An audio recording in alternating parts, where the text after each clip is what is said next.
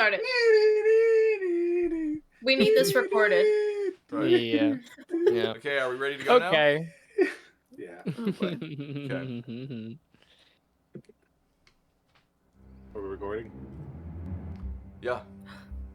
Welcome. I just wanted you to think I wasn't recording it. Welcome. Welcome to session 60. Nice. We are officially senior age. We're getting close to retirement, everybody. In 9 more Wow. sessions, we'll be at session 69. Hey, nice. It's been a hot minute. There. It's been a hot minute. A lot happened in the last few legs of this adventure. So, after having rescued Atticus and Dawn from the clutches of Structius and the necromancer cultists remaining in Necrium, you all had a moment of come down where, for the first time in what's felt like months, nothing was immediately pressing at the forefront. There was this moment of peace between everyone as people had come together to help Ecrium and Cain in its time of need. Some old faces, such as the vampires, the Lycans, the Githyanki, the Sky Titan landing just outside of the city outskirts as well. Once everything had been taken care of, the giant cloud that was over Cain had dissipated. And there was a moment of rebuilding for the city. Some people decided to stick around as Sara was throwing a celebration for the 5 of you having rescued the city of Cain from a massive undead attack, as well as what appears to be the rest of Ecrium. There were gifts given as thank yous for assisting this nation in its time of need, each of you being given a powerful boon by some of the people within. Mabel being gifted an item from the Drow, Sonnet being gifted an item from the Lycans, Michaelis being gifted an item from the Dwarven people, Bonelia being possibly swapped the other way around. I can't remember the exact order if the dwarves everybody came together for Bonelia. Yeah. Everybody came together for Bonelia. And of course, Lascivious being gifted an item from the people of Cain itself. There was some speeches had by Sara and Bonelia, herself now undisguised and walking amongst Cain's people, recognized as a hero, knowing that not all undead are necessarily evil. There was a bit of time that you had spent before the actual ceremony itself, where you were catching up with some people, completing odd jobs throughout the city to help out, and more or less just taking care of some things before you knew you had to get back to business in returning to Orlais. As Sara and Bonelia's speeches concluded, you all were beginning to walk off stage. As Michaelis, you looked off into the crowd and saw a familiar face. That long, thin, strangly black hair, that crooked and chipped and damaged yellow teeth, and a complexion of a very frail and sickly looking man as Killinger stared at you in the eyes and said, "It's now a bad time to talk." Looking around you, everybody seems to be frozen in place. The clouds aren't shifting in the sky. Birds are caught mid-wing beat. And the hushed murmurings of the crowd appear to have come to pure silence. You see he begins to walk towards you through the crowd, almost phasing through everyone that he goes by, until he stands just before the stage where there is a small gap. There's like some guards that were kind of placed at the forefront to make sure that there wasn't just a massive crowd straight up against the stage. And you see he walks through it, and he stares up at you. Are you intending to start this trial right here, right now? You see, he looks around to everyone, looks to your friends on the stage. No. I wish to have one more conversation. What about? I think you know exactly what it's going to be about, Michaelis. You see, he walks around the stage, and there's a small little ramp with some steps that lead up for people to be walking about, and he takes his steps very carefully. You see, he stops at each of your friends and just kind of looks them once over, up and down, before returning his eyes to you. And he stops about maybe 5 feet away. He looks you up and down, and with a very calm persona, something you haven't seen Killinger ever really express before, says, I sense something different in you, Michaelis. Something has changed. Yes, it's called hope. Something I know you lack.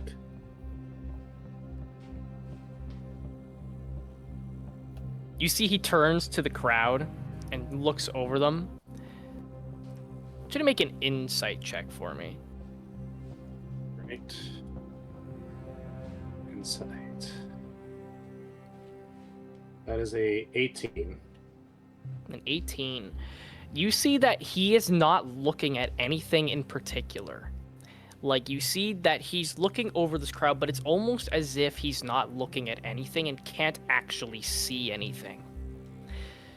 The moment that he stopped and looked towards the 4 of your friends was almost appeared to be a brief moment where he could see in your immediate vicinity. But other than your 4 friends, it looks like he actually cannot tell what is happening. He can just basically feel surroundings. As Tell me, Killinger. he just looks outwards.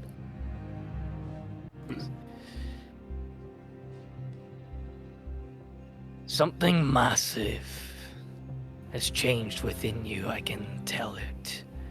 This hope you speak of. It's good. For a little while.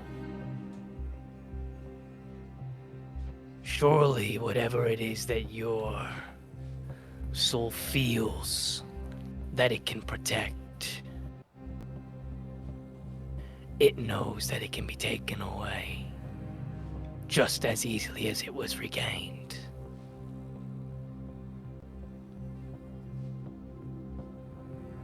I don't think you're stupid, Michaelis. Whatever is happening outside of what I can see is dangerous. And I can tell in the back of your mind that you are scared. You would have to be stupid not to be scared at all, Killinger. Even the best of us are scared at some point. You see he holds out his right arm, and you see Engraver just slowly shift and form and manifest into his hand, and it plunges down into the stage. He lets go of it. The trial will be soon, Michaelis. Engraver's hunger grows still as it prepares. I come to you to make one final offer. I know whatever is coming up, Michaelis. You cannot beat it alone. And me and this weapon, we can do some amazing things together. This is your final chance, Michaelis. Accept Engraver and wield it to its fullest potential. Or when this trial comes, I fear you will not be left what's standing. Simply a husk, waiting for its time to decay. And your friends will have nothing that they can do except for watch. Is that what you relegated yourself to when your time came? A husk. Because my offer is this, Killinger. You make your rights, you make your preparation, because I'm setting you free of that sword, and you can go to your forefathers, and you can finally rest. I don't know whether you're going to go up in the sky or down below, but I can assure you this, you will be free, whether you like it or not. So will the others. Make another insight check for me.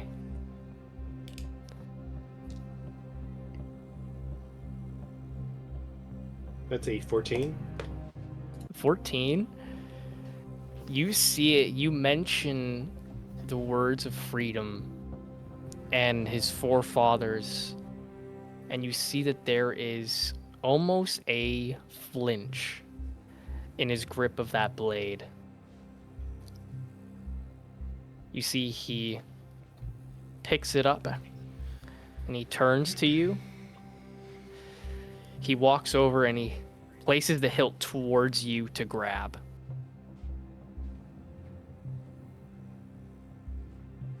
What do you do? I'm gonna walk towards him, very gingerly go and hold my hand to grab it, and I'm gonna just say before I grab it, it's like, do we have an understanding? And I grab it. He lets go, and you feel the blade is almost weightless in your hand as he looks to you with this look of understanding but sorrow in his eyes, knowing that it couldn't have been reached. You can tell there's almost a sight of lost potential in his eyes looking at you, knowing what you've said. He lets go of the blade completely, and as his form begins to shift and burn away into this ash into the air, just as it's about to reach to his chest, he begins to speak once more. I will cherry pick my moment, Michaelis.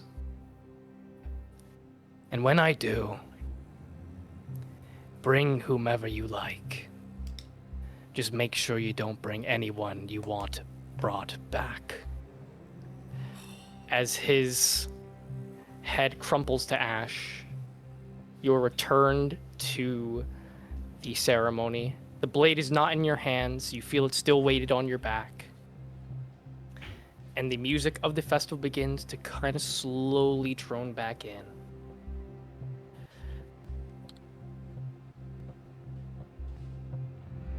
As you are returned to your friends.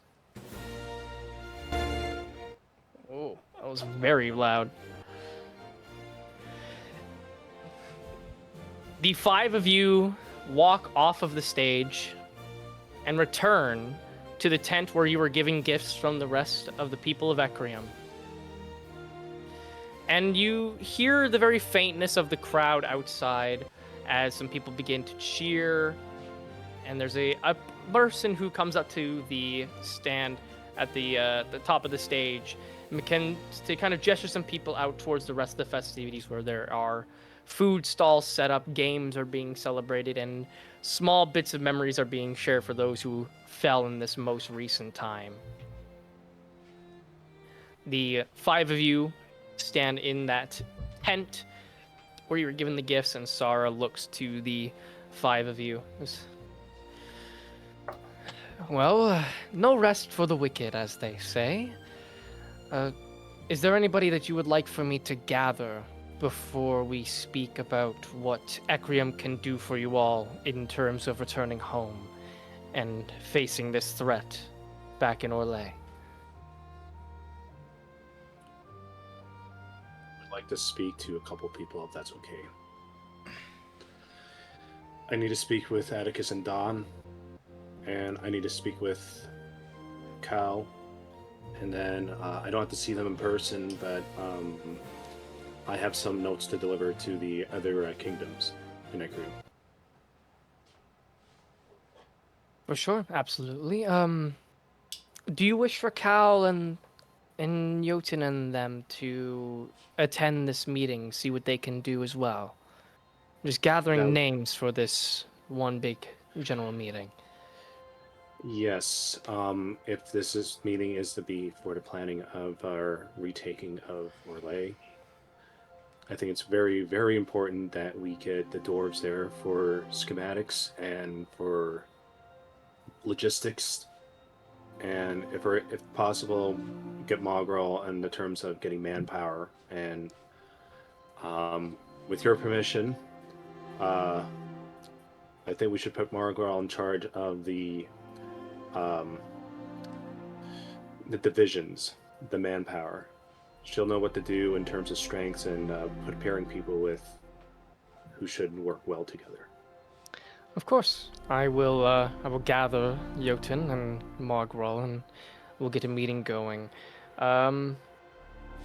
Do you wish to have this meeting tonight, or would you rather have this tomorrow? I'm gonna look at the others. It's like, I'm sure some of your friends would like to celebrate with you for the night, but I can see why you would wish to attend business immediately. I'm gonna look to my friends. It's like, well, you guys tell me. I don't want to be sounding like a party pooper or something, but I'm happy that we're celebrating something for once. But kind of feel like there's bigger fish to catch. You know what I mean? Well, I feel like you guys are always ready to just jump into the next thing, but I, for one, want to take advantage of this night to party.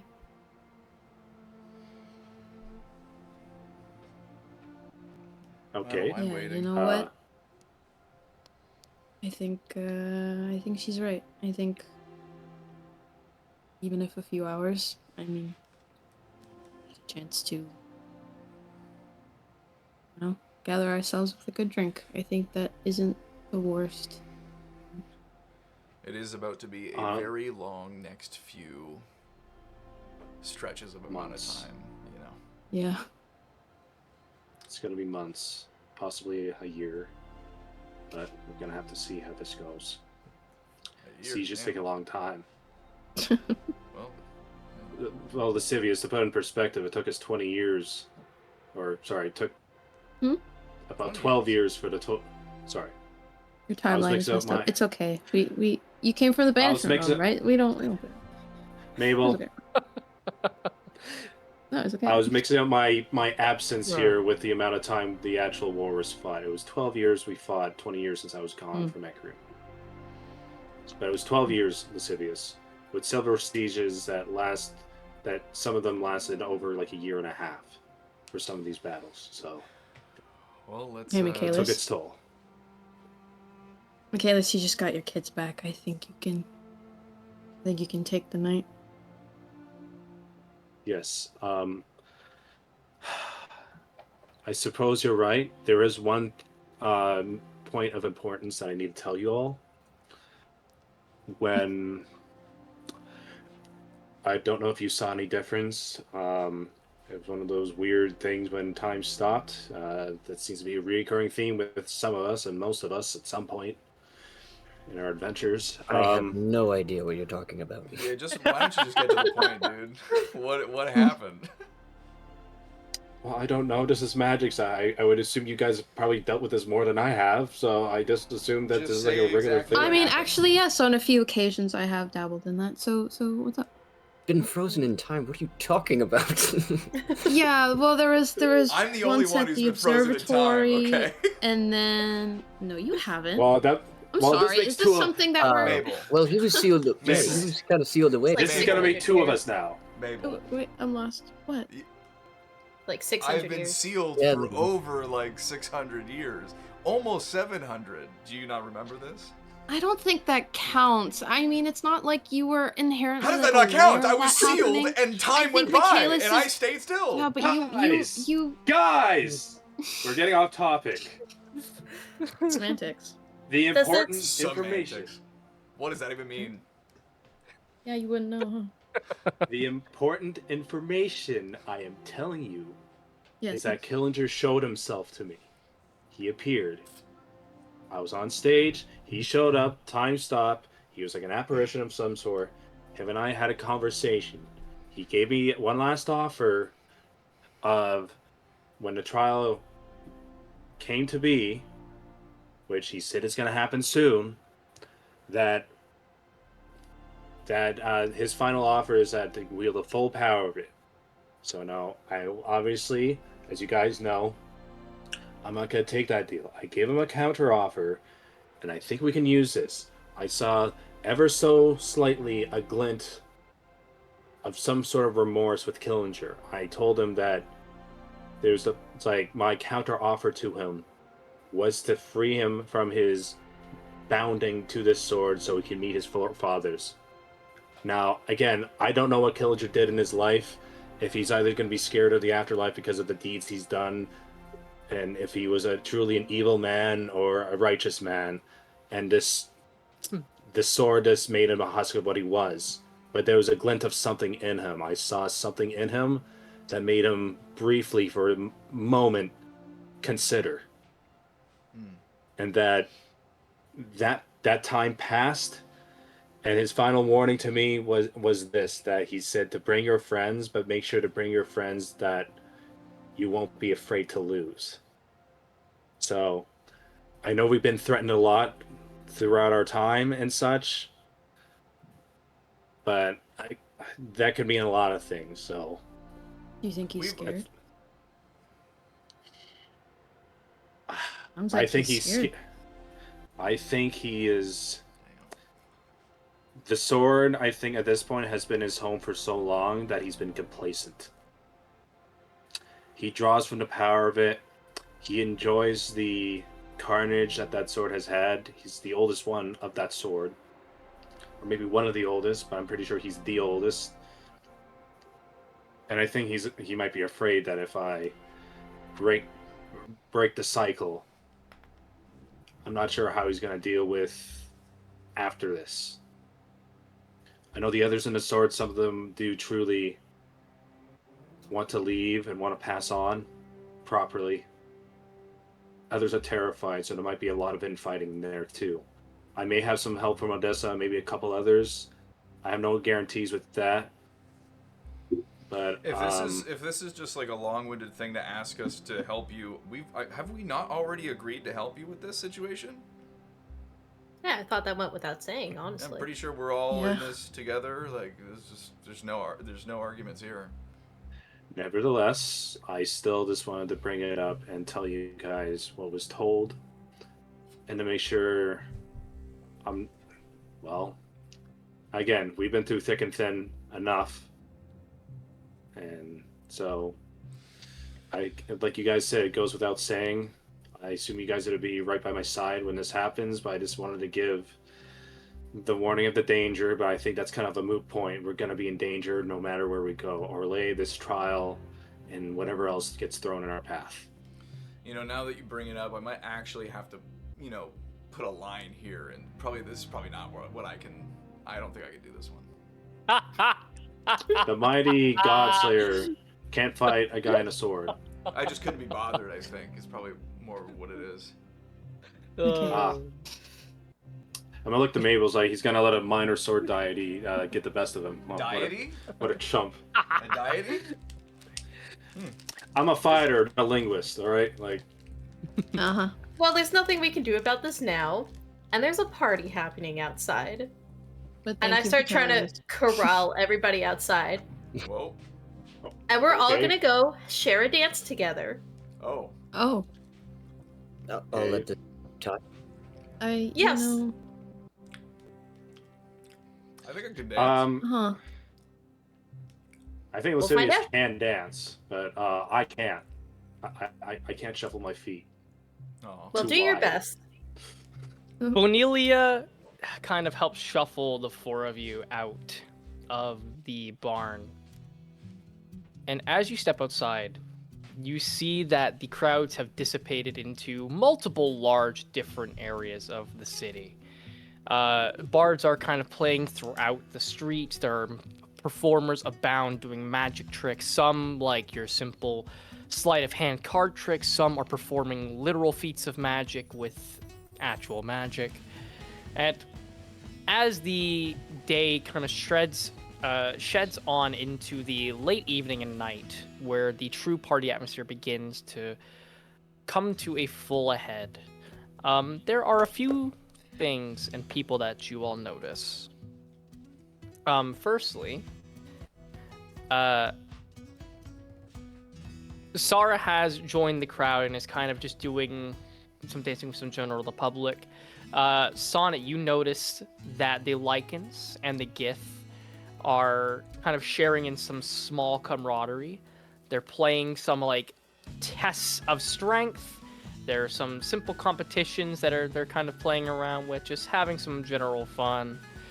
Bonelia, you see your crew are at your old crew are at one of the many drinking stalls. You see behind has like about 3 mugs in front of him. Nidai has 2 and is like nursing a third one, looking incredibly sick. And so far is there just looking at them both with this kind of like, I can't believe he took this bet again kind of expression. Michaelis, you see that Mogral is kind of just watching some of the orcs celebrate with the rest of the people. You see she's got her arms into a sling, kind of recovering from the damage of the battle that had happened at Port Creighton when you guys initially arrived. Mabel, you see off in the crowd, you see William kind of like, he's got like a small cup in his hands and is kind of like looking around kind of very nervously, but like almost excited. This being like one of the most casual type of environments that he's ever been to, considering the events that you and your family usually go to. Far off in one of the crowds, you see your parents dancing. Oh. Very that's cute. There's kind of like a very slow, romantic violin song that's playing off in the far distance, and they're just very slowly, hand in hand, two-stepping together, almost perfectly in tune with the music. Lascivious, after a little while, Azria kind of takes you by the hand and drags you into a crowd, and she takes you for a small dance here and there. And we'll go a little one by one here, for any specific moments before moving on to the next day. We'll start with Bonelia. During the festivities, what do you do during this time frame of celebration and a moment of peace? She has that one dance with everybody. She forces everyone to dance with her for one song. Mm-hmm. I think she goes off and she does like some party tricks. Just like juggling her head type of thing. For sure. Yeah. You see like there is like a juggler that has like some blades that he's like chucking around, and you almost absentmindedly like pop off your head and just chuck it at him, and he almost flawlessly like incorporates it into it, like almost mortified but really impressed at the fact that you just took off your head and handed it. Eventually, it kind of goes back and screw your head back onto your spine, and like a bunch of people cheer and like give a couple coins for adding on to the show, and in celebration and fun, of course. Yeah. Anything else other than that? She hangs out with her old crew a little bit. For sure. You see, like, by the time you get to them and their bar stall, you see Behind has 6 tankers in front of him, completely empty, and Nidai has a 4th one and is just passed out on the bar. And you see Behind just, like, counting, like, 1, 2, 3, 4. As he's like just counting out the winnings from Nita having lost a drinking bet. Again. Again. For sure. Mabel.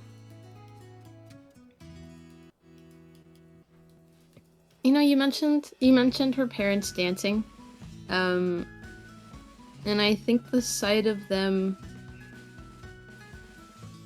I mean, kind of considering, you know, maybe she'll think back to like how when we were all trying to escape Zawar and get to the observatory, there was a lot of like she can just remember her mom trying to like juggle certain things, and then like, you know, that conversation with her dad, and I think sort of seeing them, it's not so much as it's reminding her of when times were not apocalyptic in nature, but I think she sees that, and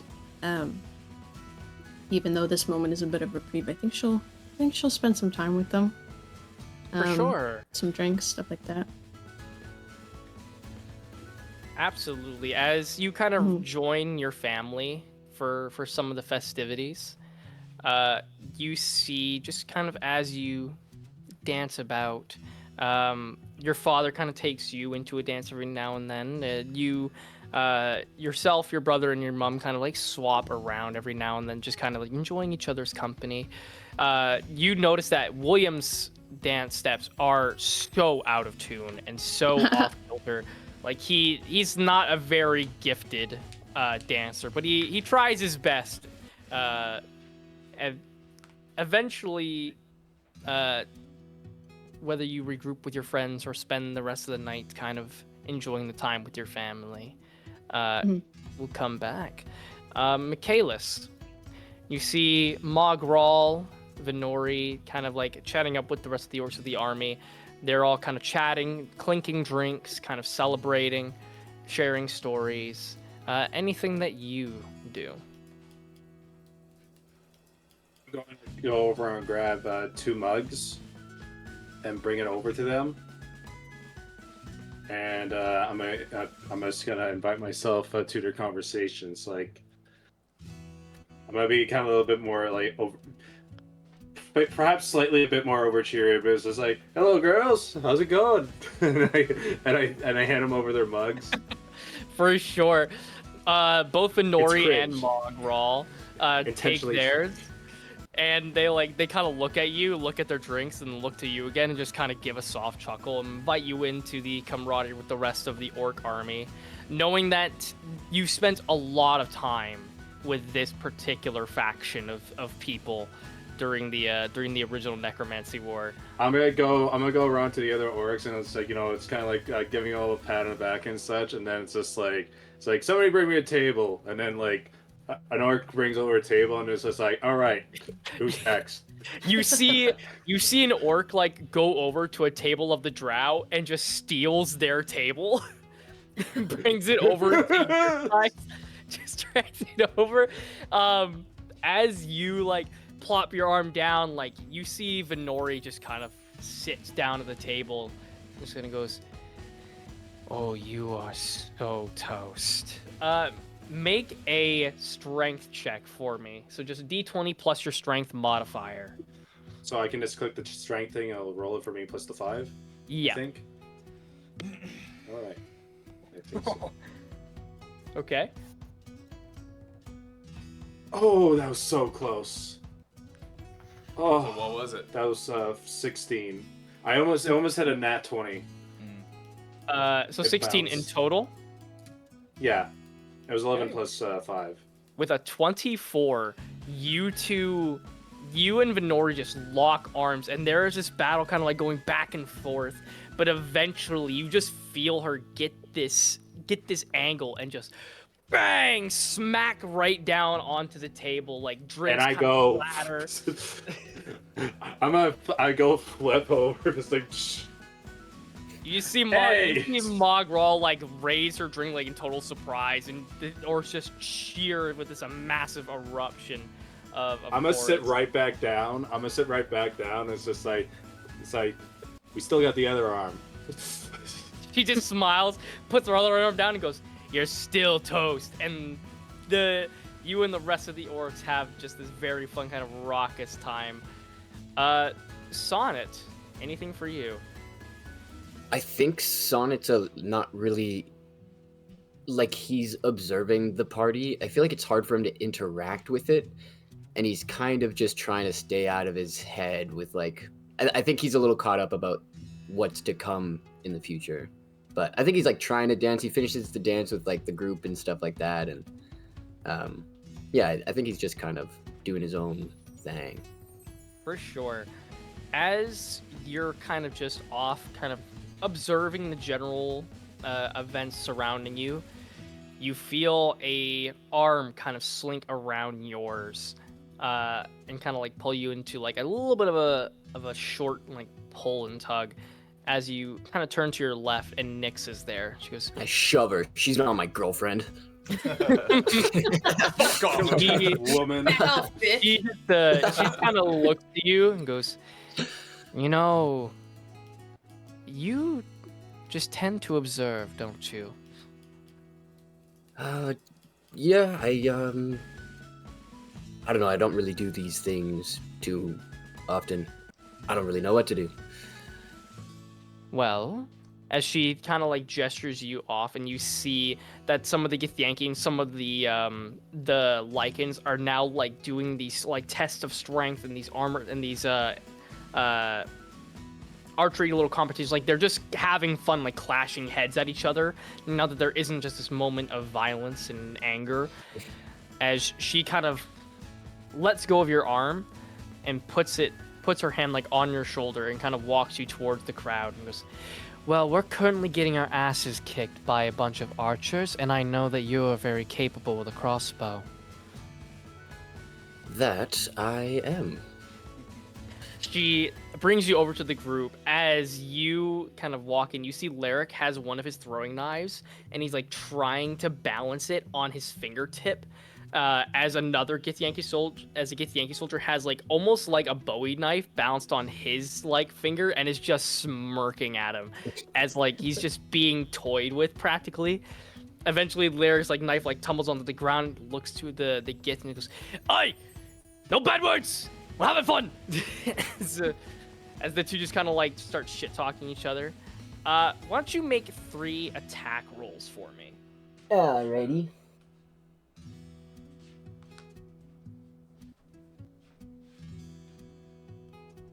Okay, dokie. And I'm using my crossbow? Yeah. Gotcha. That would be a 23, a 26, Okay. and a 19. Wait, no, sorry. That's not correct. I meant a 16, 23, 16, and 19. Perfect. Okay. Yeah, all 3 of these shots kind of go through, like, you're balancing the crossbow pretty carefully and just boof, right off, right into, like, the bullseye meter. With that 23, you fire off another bolt, and it goes directly through that former arrow right into the bullseye again. Your last shot just is slightly off kilter, but being able to William Tell through a previous fired arrow is quite impressive. As the Githyanki just kind of like look at themselves and like one chucks his like, you see like another one was like aiming his bow, but seeing what you did and just kind of like undraws it and just looks very defeated, knowing that he would not be able to replicate that shot. You kind of spend your time casually with some of the Lycans that you've met throughout this time. After a little while, they raise a singular drink in remembrance of some of the Lycans that were lost in the most recent attacks defending the city, as well as the attacks from the Githyanki, but reconcile in that peace. Can I interrupt this at the end? Yeah, absolutely. Would love for Mabel to come on over, maybe as the toast is over. And I think she sort of walks over to Sonnet and not even getting his attention right away, but she starts talking and she's like, from a distance, it seems like you guys are having a fun time. Although I don't really know about Lyric. He seems like he was crying earlier. Like I saw him crying. Yeah, it's good. All I hear him do nowadays is just whine and complain and just. You just see him off in the corner looking at his blades. It's like, am I even worth the knives I throw? Boy. He sounds like he's having an existential crisis. Yeah, he is certainly going through it. But I wanted to say, I think you owe me a dance, so we should go do that. Okay, I just I kind of feel out of place doing a party right now, but you're right. I I mean- owe you a dance. It's been some time. From what I remember, you were also a little out of place back in Imperia, so Oh, yeah. yes, I do recall that too. So this should be no problem then. Yeah, no problem. And I'll bring him over. Okay. The two of you find like a very not as crowded area. There's room for if Sonnet does make a mistake, or if a crowd begins to kind of form. I'm actually being really humble. Sonnet's great at dancing. He danced with his mom a lot. The two of you share multiple moments. There are bits where the music is more fast-paced and your movements are quick, slinking in between similar groups. There are slower moments where you're inches from each other's faces and just sharing a slow kind of bob back and forth. And then if that's okay, unless there's anything else to say. I don't think so. Okay. You two share kind of the nice moment together. Lascivious, you and Azria are kind of dancing throughout the crowd. You see she just straight up, she just looks at you and she's like, she sees like you doing some weird movements, and so she just kind of like looks at you, goes, okay. And you see she begins to like do these other weird movements as well. She kind of like, she matches your freak. Heck yeah. It's almost like two peacocks dancing at each other. Two just birds just like doing some strange movements. You gather like a weird small crowd that forms like a circle. And it's almost like this crowd is just watching the two of you perform in this weird artistic motion that is weirdly not familiar to most of these people. Yeah. Especially with it being two tieflings, it is a spectacle to see. Right. Anything that you do aside from dance with Azria? I think at some point Lascivious does take some time to like be a little slower with Azria and be more intentional and more romantic, I guess, in their dance. Mm-hmm. I think Lascivious kind of makes an effort to kind of be a bit of a life of the party and like connect with people that he might not like he may have like hasn't said hello to yet and stuff like that, and just tries to kind of go around and be a more of a people person. And then I think that at some point he kind of, throughout all this, his mind is a little preoccupied. And so I think at some point he kind of leaves Azria with Zoltan and kind of does a little of a Bilbo on his 11th birthday, and just kind of slinks off for a bit near the end of the night and heads off onto like a rooftop nearby and just kind of looks out to the night sky and reflects about things that have happened, things that he's learned about himself, and just kind of what he wants to do going forward, going into this next part of this whole, I guess, adventure. For sure. As you are up on this rooftop, kind of overlooking the events of the night, everybody, you see like your friends off in the distance. Bonilia is off dancing with some of the public. Sonnet and Mabel are together. Michaelis is having his competitions with the rest of the orcs. Yeah. After Lascivious sees Michaelis, he goes, all right, that's enough of that whole stuff, and then just stares off into the distance. As We're playing that game, who can punch the hardest? As you kind of look away towards the night sky, you see that there is two figures just off speaking at a rooftop. Both of them are familiar to you. One has this very slicked back white hair, is wearing this a little more formal than you've seen him before, kind of like kind of like a trilby hat, but it's got that flat top and a very wide brim. He's got like this very like form-fitting suit that kind of drapes just below the waist, and beside him is a woman with dark red hair that kind of goes down to shoulder length.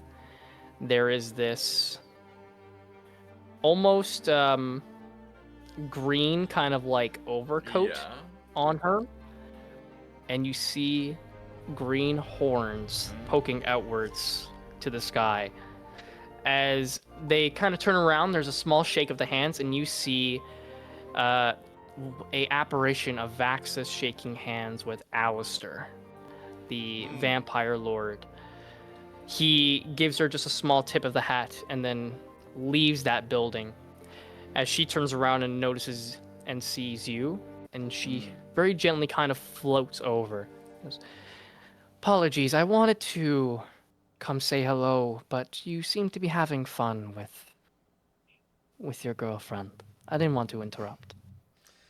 Yeah, no, the night has been good, but had to take a bit to myself, a lot of people, Of course.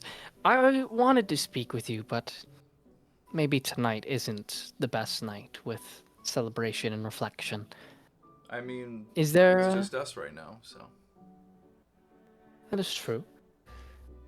Not many opportunities, especially in the coming while, I believe. Might as well get it out now. Yeah. You and her kind of walk away from the nightlife and go to where the city is a little bit quieter, kind of walking the streets.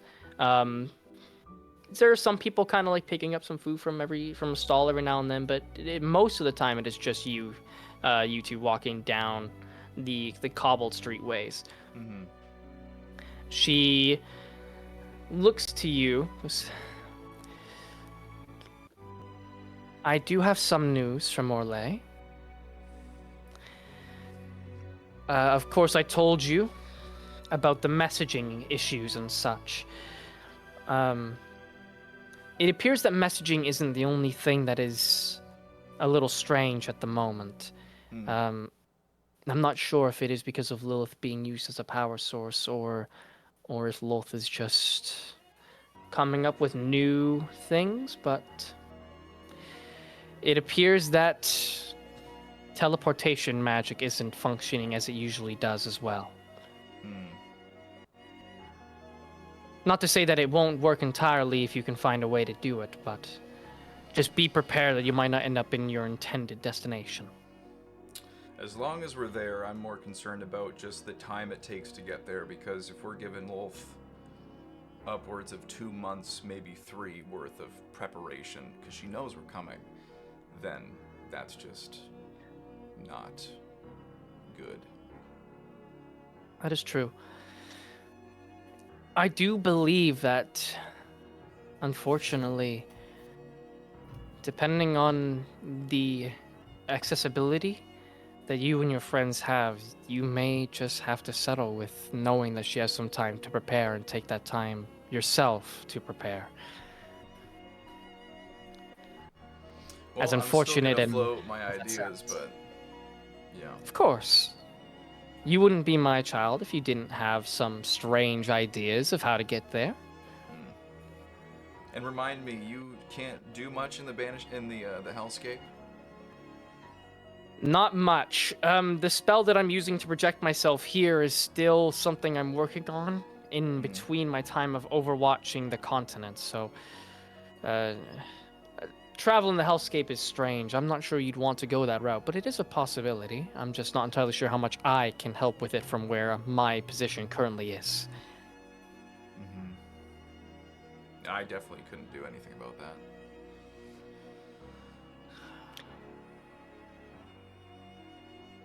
You see she takes your hand in hers as you hear like just a very faint music still playing off in the far distance. and she kind of leads you in a very slow dance as well. I sincerely hope that when this is that when this is all figured out, that we can properly spend some time together when there isn't major threats. Yeah, I think there will. Yeah. You see, like, in the middle of the two of you dancing, you feel her begin to almost phase through you every couple of seconds or so. And she goes, "Oh, well, it appears my time frame is wearing thin. I can try to project myself for a meeting if you need, but just remember, you have Bixby. Let me know if you need me there for anything." Yeah, I mean, you provide a good insight into the situation, so if you want to be at the meeting tomorrow morning, then if you can, then awesome. But if you can't, then I'm sure we'll figure it out regardless. I'll do what I can. This is an exhausting process. I can imagine. And the two of you spend like about another 5 or so minutes just kind of catching up on the recency of events, just sharing a brief moment between mother and son before she begins to dissipate into this ethereal kind of sparkle. And the last thing you hear as she dissipates fully, just be safe. I love you. Right back at you. As she dissipates, leaving you. Tell your mom you love her. Right back at you, I guess. You are left alone in one of the more empty portions of the city. The music and the lights are just off in the distance. As the night comes to a close, wherever you may be in the city, you see this very faint crowd beginning to form in the center. As at the stage, some of the dwarven artificers are working together on a contraption. And after about 10 minutes or so, you hear just and then poof as fireworks erupt throughout the city. The fireworks show goes on for about 15 or 20 minutes or so until they eventually die down and the crowds begin to dissipate. Vendors begin to pack their stalls, and you all return to your places of rest wherever they may be. And I'll ask one by one here, just briefly before moving on to the next day. Where do you intend to rest, Bonelia? She found Eldenor at one point, and she used her last Ophelia potion, and so she's in his Don't room. fuck my friends. Stop fucking my friends. It's the last Hell potion. yeah. It's the last time. For sure. The two Until of you. he gives you a bunch more. Here's more. I spent the entire time making so many more potions. You better drink them all. It's gonna be a long trip back to Orlais. Yeah. Orlais. Walk across the ocean. Orlais. For sure. Bonelia, you and Eldenor spend the night in one of the many inns. Lascivious. Well, after these festivities, Lascivious goes to a prison and bashes a dude's fucking head in. No, I'm just kidding. Wrong ball. Wrong ball. Oh, sorry. Lascivious nuts. just heads back to Azria, and then they go back to their room and go to sleep. The typical. For sure. Sonnet and Mabel. Forgiven. Oh, I go to Eldenor's room. Yep. Just a Nice. cockblock. Just in case he has to protect him.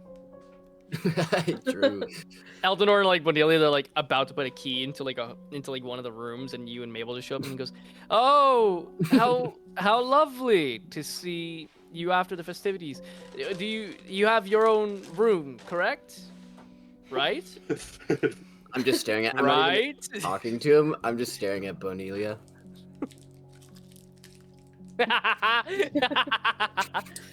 Bonelia's just a skull. Just emotionless.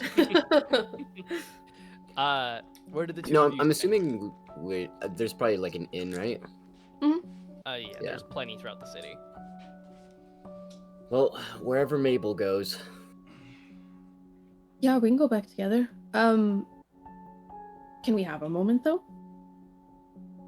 Is that what we're doing? Yeah, Walker? yeah. Yeah. Cool.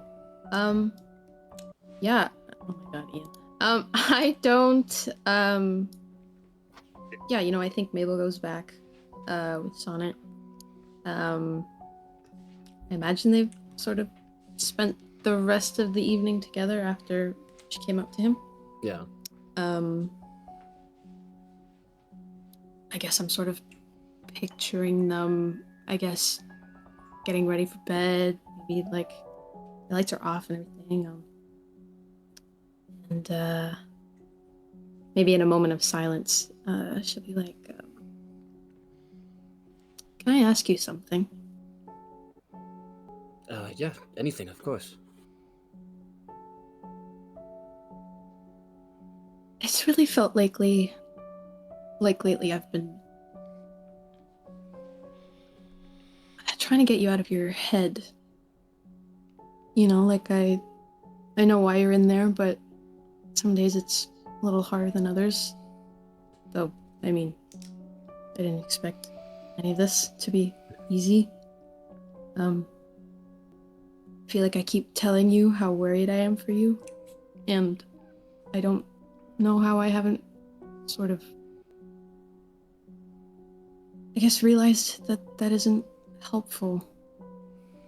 I mean, the stakes, what these decisions mean, and I think when you tell me how you feel, I fear I hear you, but I haven't heard you. I mean, I hear you, but I try to scramble to fix the situation. Like I need you to know that things will be okay, or that some things aren't your fault, and I don't just, as much as I may feel something, I'm sorry. It's maybe not what you need. I don't know what I'm able to do for you sometimes, and especially when it feels like you're slipping. Like when I grab onto you, it feels like I'm sort of crushing you, like maybe it's all I've ever done. And I want you to tell me what you need and how I can be here for you when that isn't helping with whatever I'm doing, if it isn't helping. I think I'm gonna go over and just kind of like hug her. Mhm.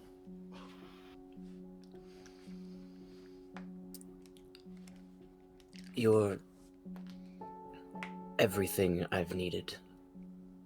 And it has been hard to stay out of my head. I think it's still a little hard to not feel as though the blame is mine, but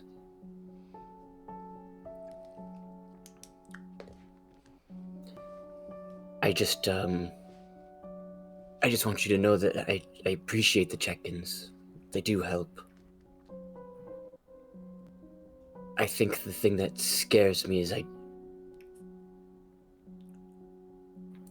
just don't know what's to come, and I'm worried that I'm gonna put you in an unfavorable position. Isn't all of this an unfavorable position? I feel like it's been a lot of this. And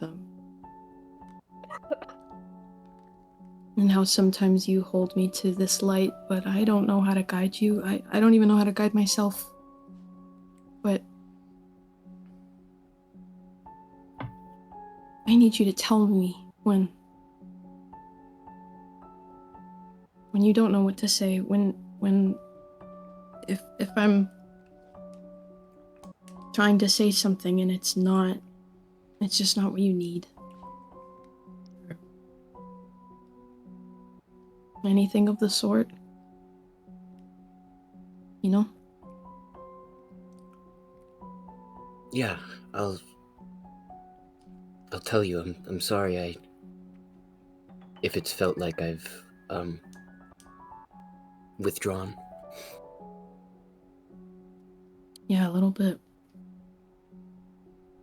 And that moment a while back when I had come back from speaking with Morovo, and I was telling you what had happened, what we had talked about, and I know why you did what you did, and I understand. It felt like in that moment I couldn't tell you because it was then me hearing from you about the sigils and sort of, I think, what you and I have both been walking around.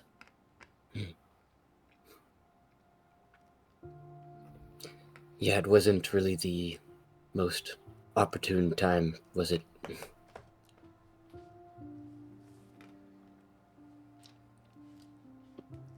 No.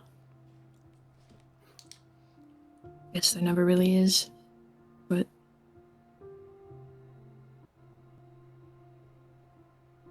maybe we just need to make sure that there is.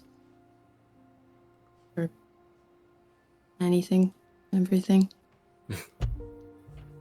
You know, when we were dancing earlier today, I just had this thought, this feel. Maybe my mom was smiling down at me.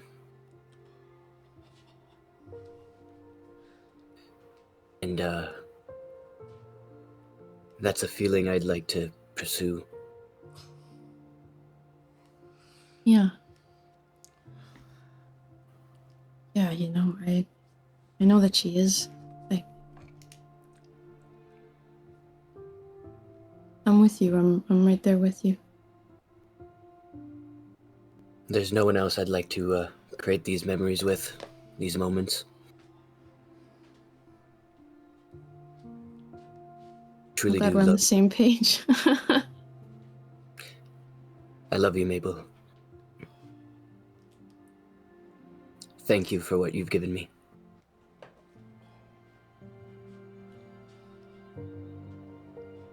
Thank you. I love you.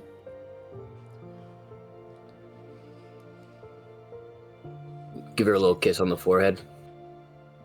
And then bedtime. Yeah. Jump into her jammies. Really dive into the Sleeping Little well beanie for pajamas. one. Yeah. Sleeping like, hey. In a regular bed, not in a forest when it's all damp and soggy and everything's wet. And like it's just not like, ugh, depressed and not like, Yeah. you know. Yeah. scared. Not looking over your shoulder every time, just like Yeah. Damn. Michaelis, where do you find Yes. yourself at the end of the night? there's a bunch of orcs drunk as hell, passed out on benches and such, all this like in matter of different areas Good and God, things like that. you're a father again. What are you doing? Wait, were He you went right drinking? back being an Where are your alcoholic. kids? He went Where are right your back. He kids? remembered I'm it. not. He remembered it all. Okay. Like, I remember how good I'm it not was. drinking. Okay, good. I'm not drinking. I'm not I jumped the drinking. gun. Nope. Alright. My thing was that it was just more of like a way to me to exert energy and such. That was just like me having a bout. And the last thing that happens is that the final, everybody's passed out. The last game I kind of do that, like I'm not in that rough of shape, but you see I have a little bit of like a bruise on my cheek and such because me and another orc were doing light sparring, I say in quotations, but we're still in fact like hitting each other pretty hard, but we're not trying to kill each other. And then after a while and such, like we're just like, it's like, you did good, man. And it's just like I talked to the orc I was fighting. It's just like, good job. Afterwards, I go and freshen up. There's a pail of water there. I go and clean myself off and such. And then what I do next, because I don't know if it was said, but I assume with Atticus and Dawn, they were there for the celebration, but they were there mainly with Sarah and some of the others that they were hanging out with Yeah. Erzin. So Urzin and Sara kind of were just like with the general public, just kind of like playing face, participating in some things, but not really too much. Dawn and Atticus stayed away from the celebrations entirely. They were off kind of like very, very far back in the city, kind of watching from afar, just kind of chatting All right. and being together. All right. I would like to find them. I would assume Michaelis would know in a general direction they were at. Yeah, especially after the ceremony, after all the gifts had been given, like they would have given like a general area for where they were going to be. After your celebrations with the orcs and just kind of catching up with some of the people who are ending up for the night, you make your way towards one of the quieter portions of the city, and you see Atticus and Dawn are sitting on a bench. Atticus is kind of like leaned back, his arms like just right over it.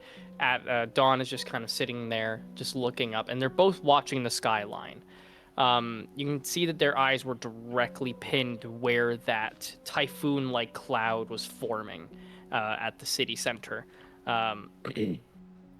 They are just kind of carefully watching that area. As you come back, as you kind of come into frame, for lack of a better word, you see they kind of relax a little bit as you approach. Kids, how are you doing? We're doing okay. It's not. We felt that it would be inappropriate for us to be in the festivities, so we decided to just watch from afar. As you see Dawn just kind of like looking over at the crowd that is still kind of dissipating. I would imagine that there would have been some confusion among the crowds if they saw you right away after we had our little disagreement, let's call it, beforehand. So I think that was a smart decision. As much as I would have really loved for you guys to be there, and I look at Dawn and says, especially you, little miss, as I would have loved to have a dance with you, father and daughter. We'll get one when things settled. Well, I'll hold you to that. She kind of like pats the seat beside her, like inviting you to sit down with them. I sit down. Dawn kind of looks to you. Goes, it's not going to be easy. It's gonna take some time before they. I don't even know if forgive is even the right word. We've been gone for more than 20 years. I'm not sure if they're going to take us back so easily. Well, trust me, coming from somebody who has the same exact experience, it is going to be a difficult road ahead for you guys to reintegrate back into Ecrium. But I think the more you guys work on yourselves, work on bettering your, not only just the city that you're in, but working for the betterment of your country, that people are going to be more receptive, you guys. I know, again, it seems to be a common thing in our family, but I know we've had a lot of turmoil with everything going on, but I think the one thing through the thick and thin of it is that we've been very strong. You guys were strong even when I wasn't, and even when I wasn't there, you guys may have been misguided, granted, but nonetheless, you guys were strong, and you had a strong bond for each other, and you guys kept together. So I think you guys carry on that tradition and just use it in the right way. I think in time, people would become accustomed to you and would come to, in the future, appreciate you guys. I've already spoken. I've already spoken to you guys. Sooner or later, Dawn, when Erzin is too old or just does not want to hold the mantle of the Prince of Velfstead, you will be their queen. So I think that in the due time that you have between then and now will be a good learning measure to learn from the mistakes you've made, the ones that you may make in the future, but learn how to rectify and take responsibility for things. That same thing goes for you, Atticus. I do not know what the future holds for myself. I do know that when I have to go back to help my friends take back their country, that as much as I know that I've been through a lot, that there might come a time that I might not be there for you guys. So Do I you say, intend to come back? I do intend to come back to you too. I need to help my friends, though, take back the land that I was staying at during my exile from here. As much as this is truly my home, I treated that as my second home. And I did not treat it as well as I did here. I was just a sword for hire there. I was a drunk. I was uncouth. I was a mess, to say the least, and I could have done a lot better when I was there than when I did coming back over here. So I think I had to repay my debt to Orlais by doing what must be done and just giving my friends their homes back. It's the least I can do for them. That's already done for me. Both of them just kind of like lean against you. Dawn, like, especially just kind of like, she kind of like leans towards you and kind of like just puts her head like against your shoulder. Just goes, just don't leave for 20 years again, please. I promise I won't. It will not be a conscious decision. I will tell you that 1,000 billion%. I intend to come back to you both and help you all out in the best of my intentions. You see Atticus kind of like stand up and kind of like stretch his back. He goes, well, in the meantime, I guess we should get some things ready, because I don't imagine your friends are going to be wanting to wait much longer. No, I suppose not. So it'll be a couple months before we get to Orlais, and in that time, Lolth and her garrison's going to be preparing for us. So I think, for the most part, you guys make any preparations you guys want to make. And I hope, as much as you guys really want to help, and I know I already told you this, like, I still think it's best that you guys stay here. If I had to make my point clear before, and I already told you guys this, I know I'm stubborn, and I'm betting that my stubbornness has passed on to you two, most definitely, especially you, Atticus. Hey! Like father, like son. Don, you're the more sensible one of the three of us, so you got that going.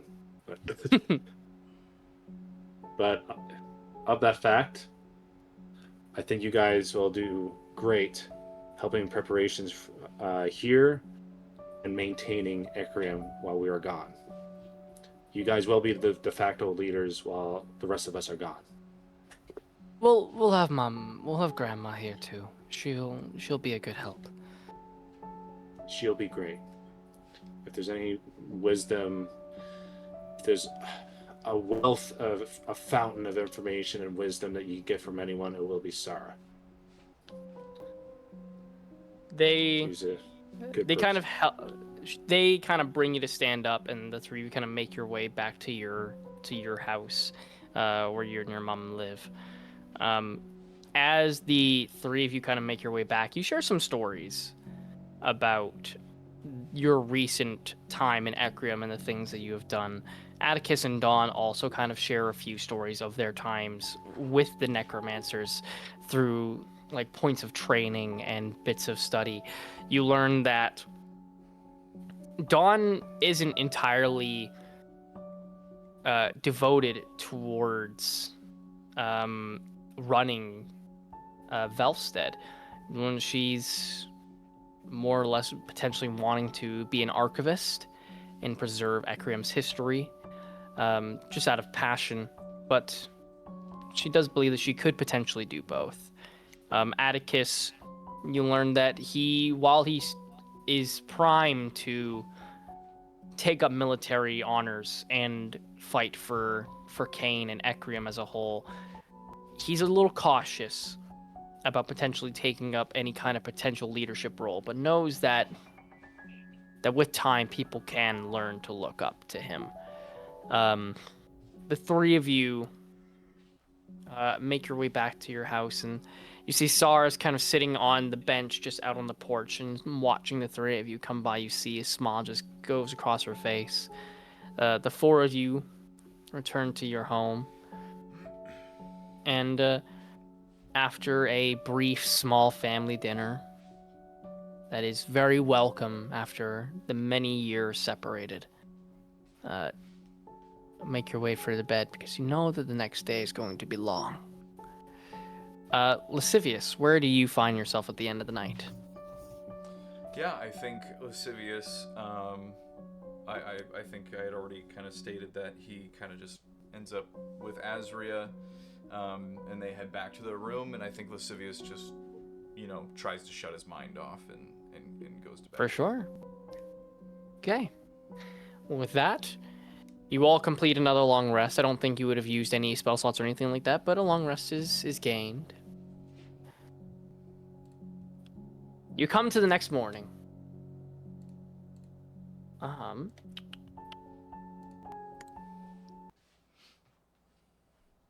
The sounds a little more bassy than I thought.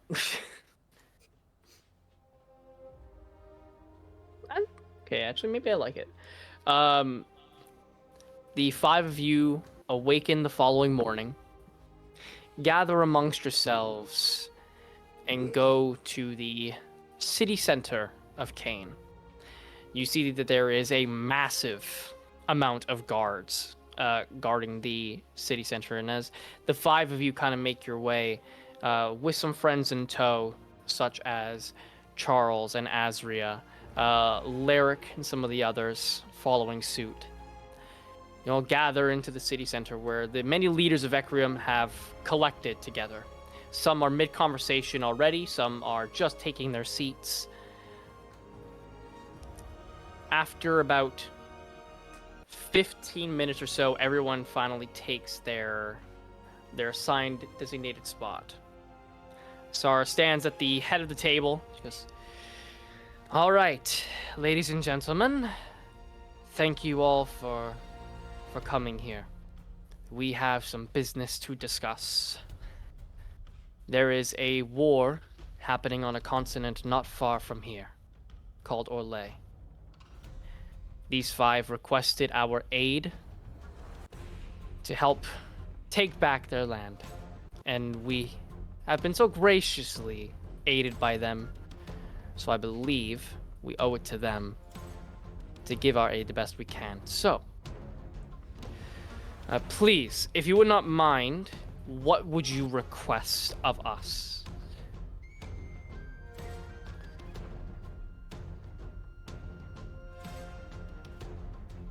I don't actually think we got this far. Yeah, I'm also looking at Michaela's. Yeah, me too. Michaela's? This is really bad timing, Walker. Everything cut out for me. It's all good. She just introduced the leaders, did a small Okay, speech good. about you helping, and I heard ended Sarah the- says, Yeah. And then nothing. And it's like She everybody ended looks at me. It's like, for sure. She ended the question. Well, what do you have with to say for yourself, what, Michaelis? what do you request for aid? all right. Well,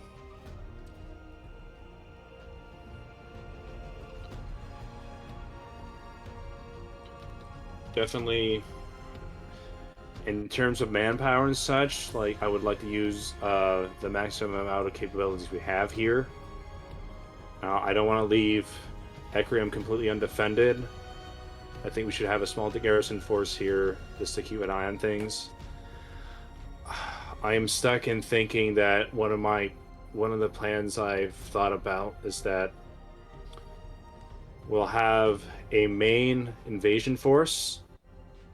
That'd be garrison. It would have most of our manpower. This would include Mogrel's men, elements of Velvstead, Jotun's fighting power, and any fleets that we can garner. I think the first thing, though, that we need to do, I think we need to make some specialized strike teams. So on the eve of our assault on Orlais, and I'm gonna go to. Is there a map of Orlais already made or something, or like do I have? Is there like a whiteboard or like a chalkboard? Dramatically whip one out from your bag. Lay it All right, flat. I'll pull one out. Lay it Again, flat. draw it. Put weight.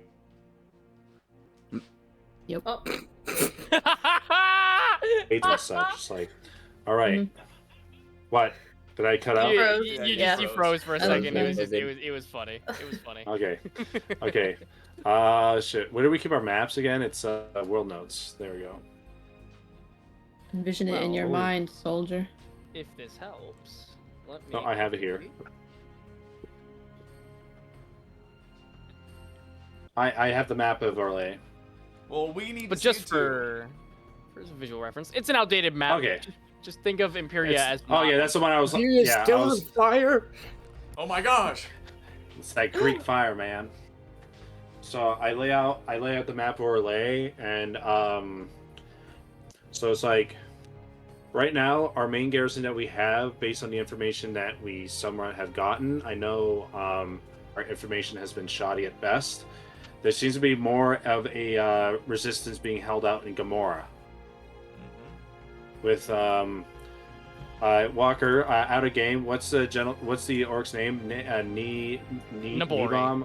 Nabori. Sorry. With- Knee bomb. Sorry, I have so many names. Sorry. So I was like, I And circled E-bomb was one of Gamora. them? I know it started with an N. All right, just give me that. All right. It's been a while.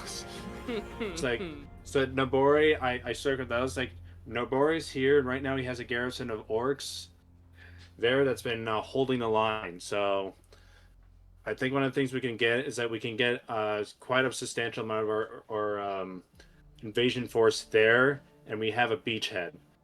Because right now I am unsure whether places like Valum and Zeboyum are going to be of any sort of going right from the waters to the cities would not be ideal. So we can go in Gamora. We could. I'm gonna look to Mabel for this, and to any magical users in the room. I'm not sure if anybody can inform me on this in terms of teleportation magic, or if we're able to do any sort of things No, in continue. terms of maybe transporting mass quantities. What? Vesuvius, do you have something to say? Continue. Oh, brother. It's not in game. Just continue. It was a. Oh, okay. Okay, I thought it was a lascivious thing. No, no. Oh, All right. You're fine. You're fine. So I looked at Mabel and SS, like, in terms of any sort of magical spells and such you can use for teleportation or moving mass quantities of people, is that feasible, or is that doable, or is that not possible? No, because the last time we were there before, or I would say just as things were starting to get worse between Bane and Gamora and Zawar, The runes were shut down, so there was no teleporting in and out of between Imperia and Zwar. So all of that is May shut I- down. May I And can't interject? imagine it still is now. Yes. Go ahead, Vesuvius. So I recently spoke to my mother, Yeah. and she had made it clear that teleportation to and out of Orlais is tricky, but building off of what Michaelis was saying, I don't see why it wouldn't be worth a try with 3 of what I would say is probably the most powerful wizards ever. Could maybe do something without the stones. I feel like the stones is just kind of something that was more convenient, and we could probably still do something, it just will be less convenient. You hear Oh. Charles speak up. Yes. We can teleport without a circle, but Explain.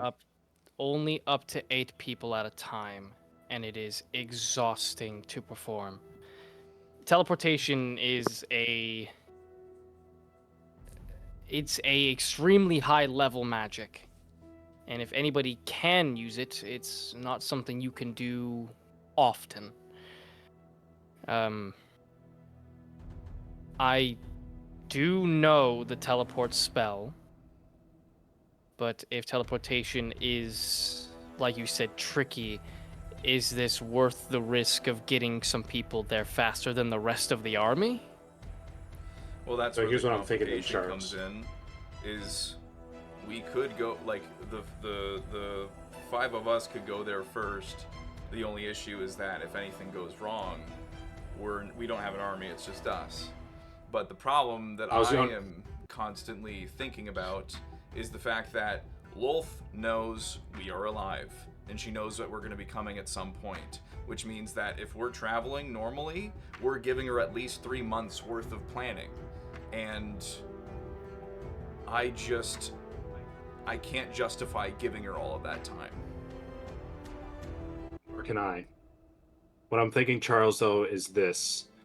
If we can get a strike force team there sooner than later, you said you can get a max of 8 people in per teleport? Or for what a singular caster can do. You mentioned another powerful wizard. Now, Well, we myself have and Mabel, but and Ark Morovo. If you all could put something together, combine your magic, I don't see why you wouldn't be able to do something. Would it not be possible, if I can interject, that you guys told me that the runes that are in Orlais had been destroyed, they've been dismantled, correct?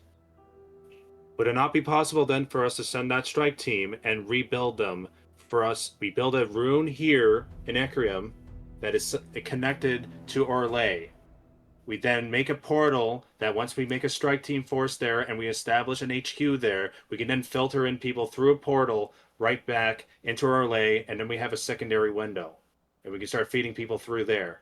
We can still make the main garrison on ships that will take the months to get here.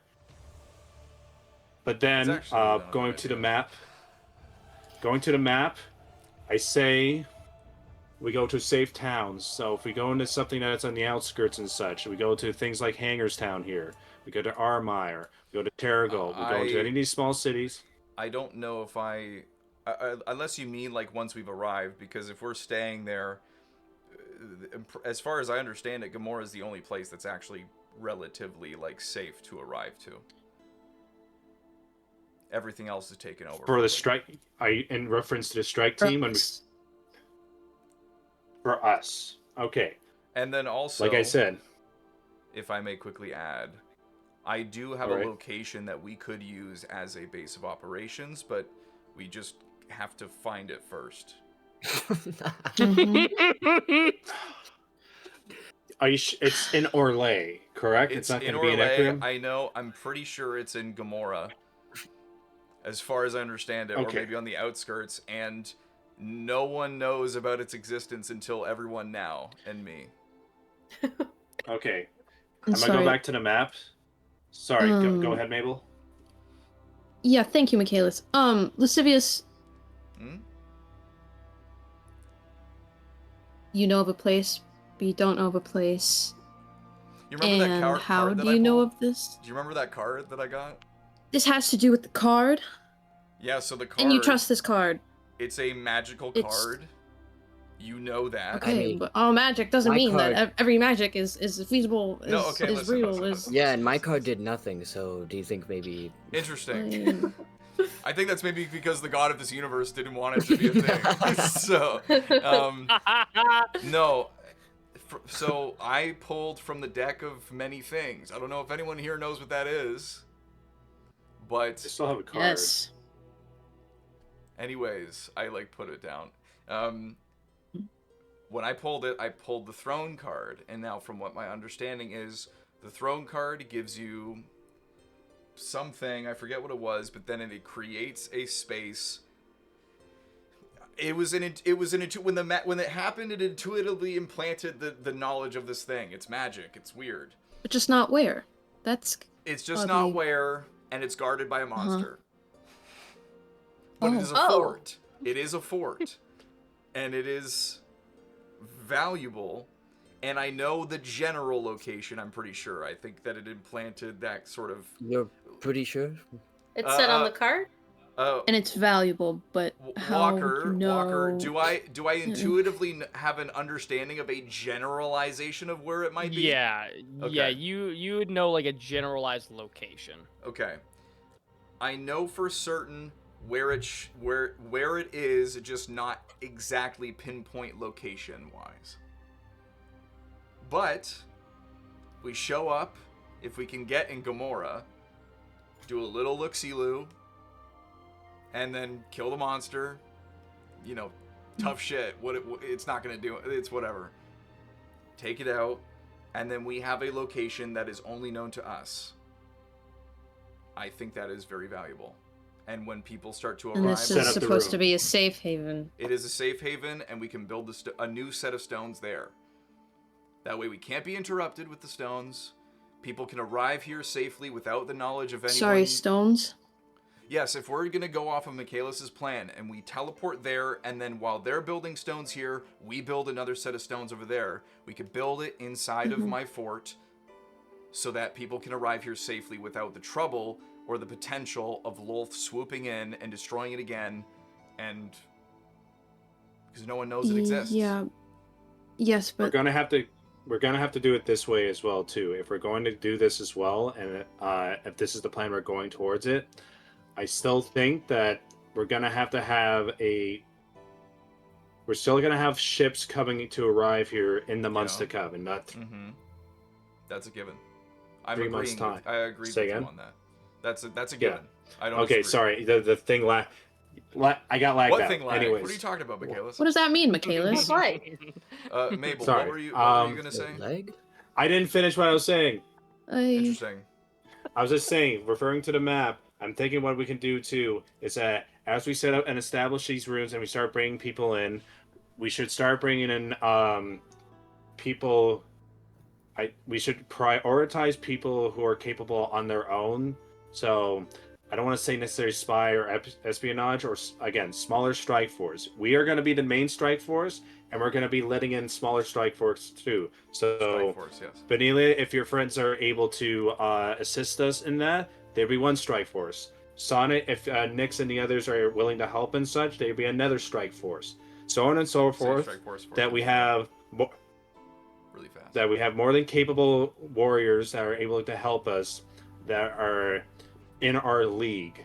Not to be diminishing the other people in our army and such. We can then send the main forces of our armies. I am planning to flank Lolth on the other side. Lolth is going to be making her strength mainly on Valim's side, on the east. If we're able to get the fleet over to the other side, where Zeboium and I'm gonna gesture Zeboium to. and I'm gonna. Zoaris. Michaelis, I just need to say something. We're Yes. not jumping right into Lolth. We have things we have to handle, and that's another thing. We have some things that we have to deal with, and in Orlais. meantime, we're gonna bring people, the people like we're gonna have the strike force come in, off the ships. We're gonna teleport with some people.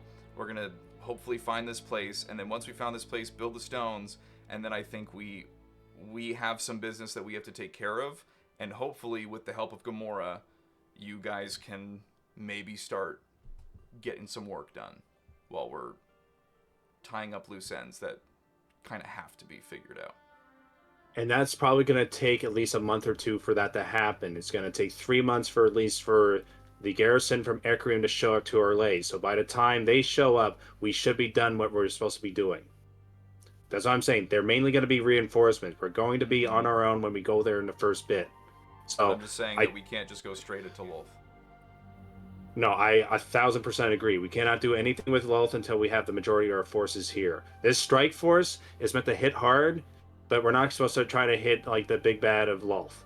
All right, we can't hit Lolth, and any of her lieutenants and any that sort. I don't know if she has any other powerful beings there, but given that she has time to ferment and create whatever she's able to create,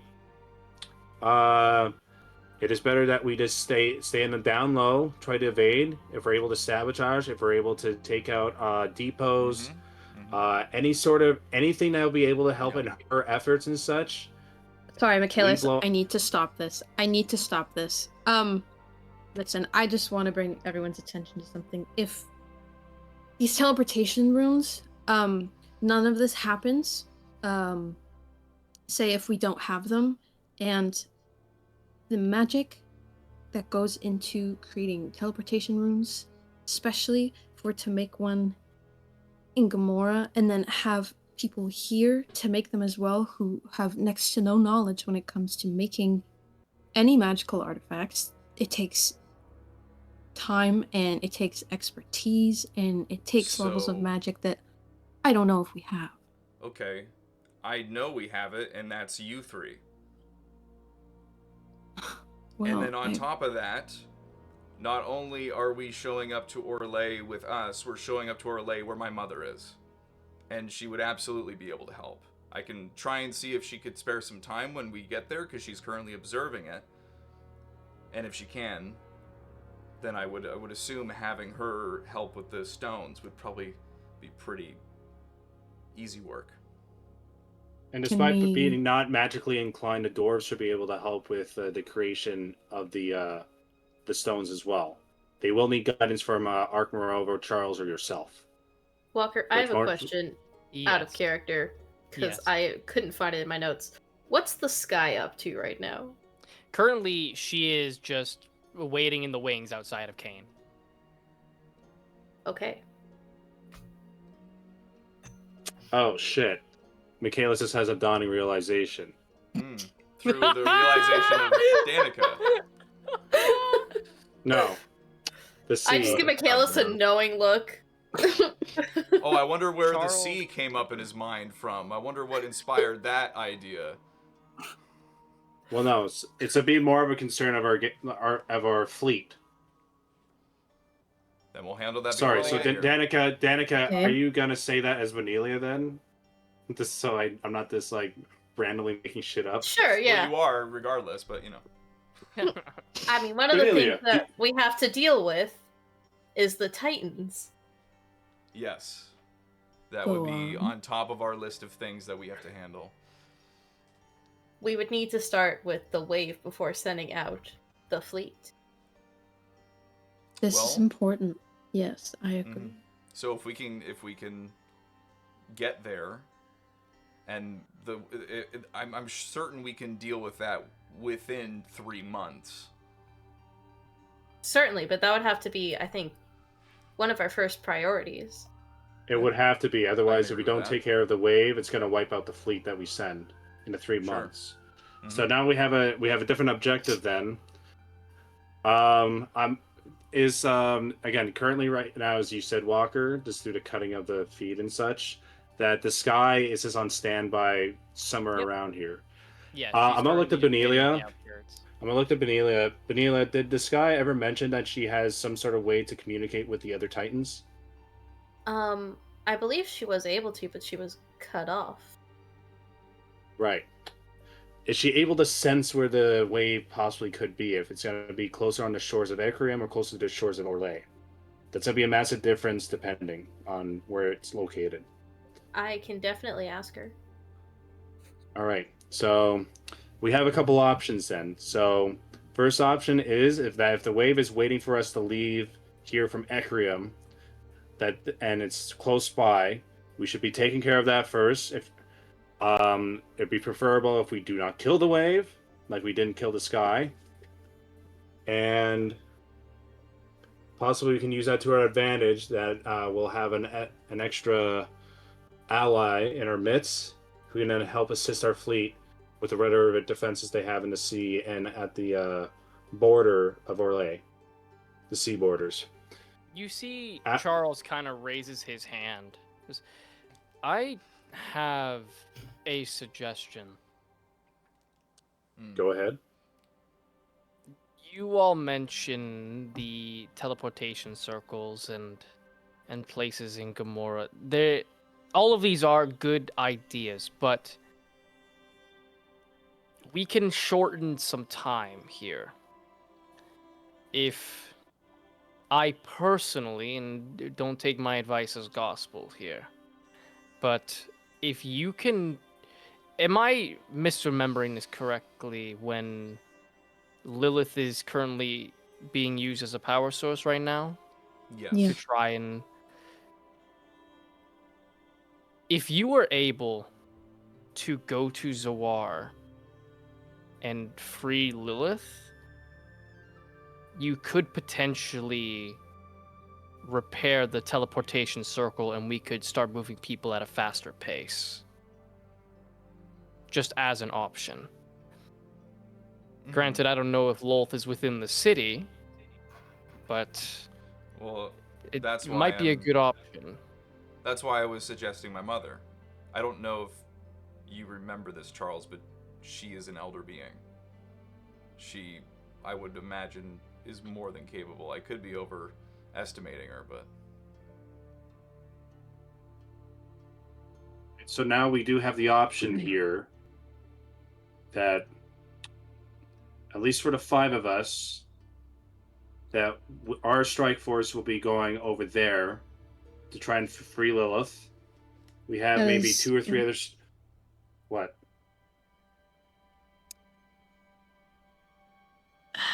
We have the other strike force setting up in Gamora, so okay. At least they're on standby to assist us. Yes, so the Am I strike cutting forces out? are going to be there. There's going to be strike forces. We are well aware. We've made that point multiple times. Strike forces, yes. Mabel, what were you going to say? Sivius, wasn't your mother telling you that teleportation itself in and out of Zoar was likely going to be tricky? Or maybe not work as it would intend to? I mean, considering the context of all of these teleportation circles being destroyed, and it could be... I don't know. Wait, were they destroyed? Because as far as I know, they're just... I thought you said that they were destroyed. Not destroyed, just turned off. That is correct. Yes, I don't know where you guys got destroyed from, but they were temporary. I didn't say that. Yeah, they were shut down during the times between Gamora and Zawar. I mean, she never gave me specifics on the context of why teleportation is tricky. She just said it was. So either it's because the teleportation circles are down, or because physically teleporting to there... She said specifically that you can teleport, but it may not be exactly where you're wanting to. So we very well may be teleporting into somewhere outside of Gamora, or just like how big is the error? I We don't know. It's just an error, but I would maybe assume that teleportation circles, given that they're a more direct connection, once they're up, it might be a different situation there, but obviously got to get there first. Right. So I'm looking maybe around that's the table something then. that we can done. Okay, if there is an idea here to, in the understanding that if we potentially free Lilith, then as a result, we may have the opportunity to restore the teleportation runes that are already existing. So Sure. in the time it takes for us to do what we need to do before we get to Zawar, it'll shorten the time for the fleet and the strike forces to get to there. So I think that's definitely something that we can, keep in mind to do when we do get to Zawar, when the time is right.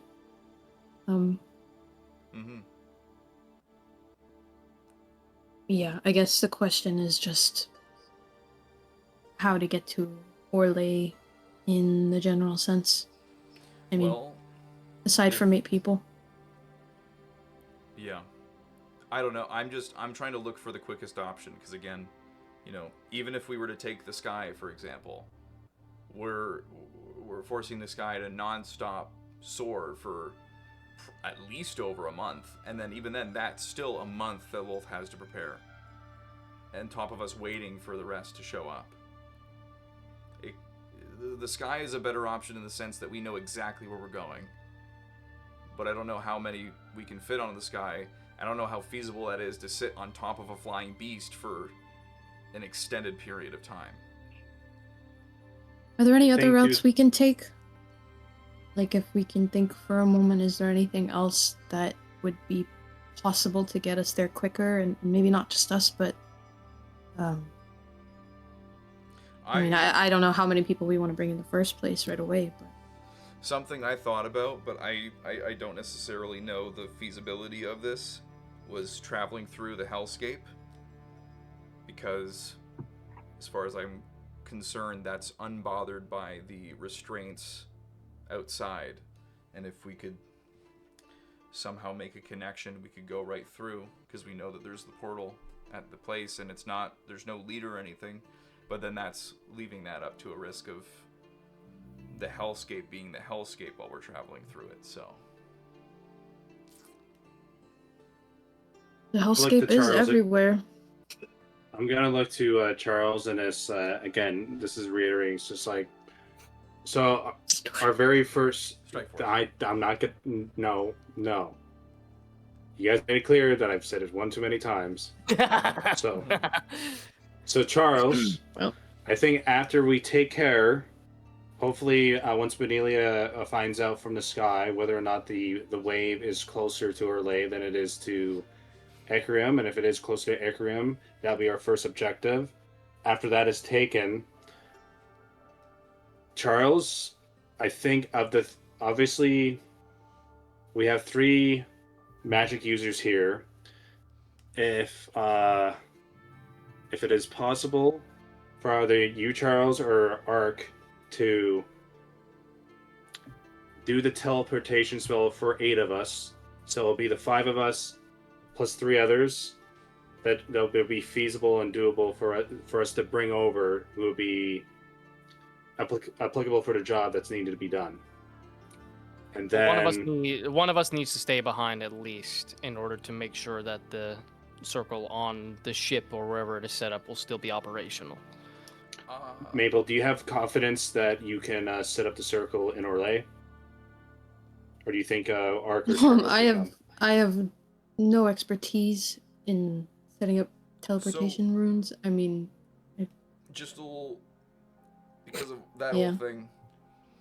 Yeah. I think Charles should stay and be with the ships when he goes with the rest of the Orlais group, because 1, Charles is powerful, but 2, we are going to need Ark in Orlais. Because that's what I was going to come to then. We need Ark to be in Orlais. All right, so we have 6 slots now. We have 2 more people that we can bring with us. You guys have been speaking nonsense for hours.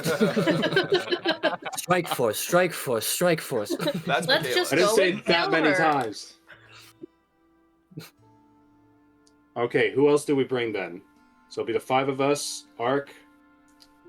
Well, are we exhausted of ideas? I think we should think about that once we've committed to what we're doing. I think the hellscape, though, would leave a better chance of not having people left behind when they can also be very useful where we need them to be with us. I agree. I just don't know how feasible that is.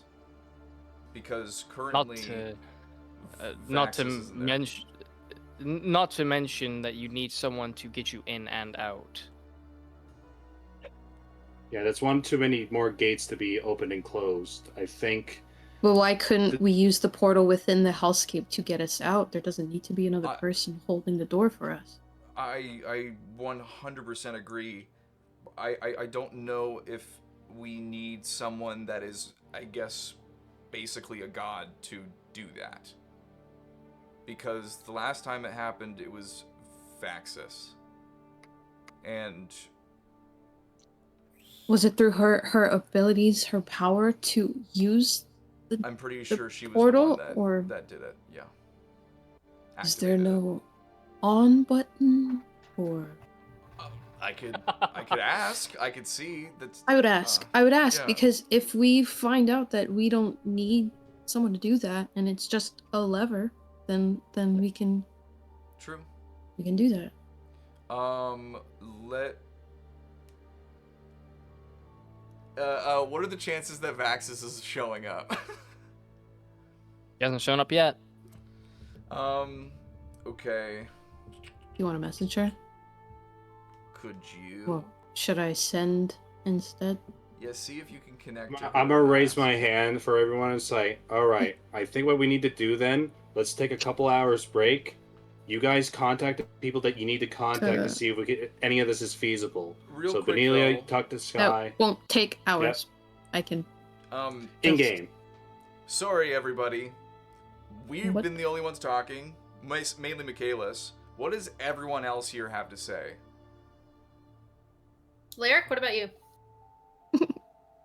I'm just here for the fucking ride, man. I'm mainly calling Right. out the leaders.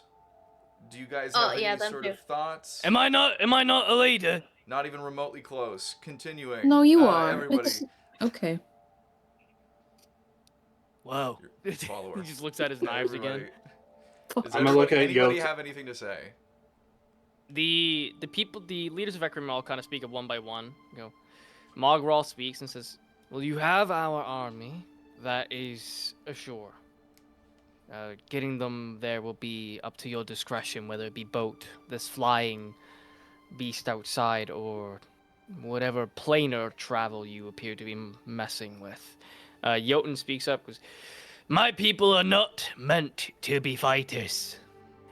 And so we will make armaments and weapons, but we will not be partaking in the actual conflict.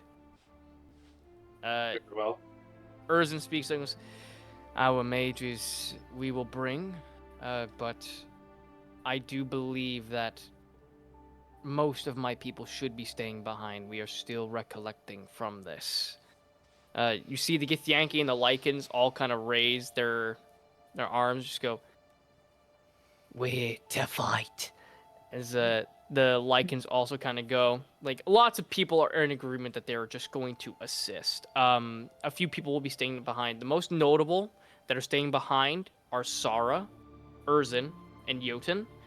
They intend to stay behind so that way they can lead the areas that they rule, as well as assist from afar. Urzin mentions that he has mages, but they're not powerful enough for teleportation magic. That is some pretty high skill stuff.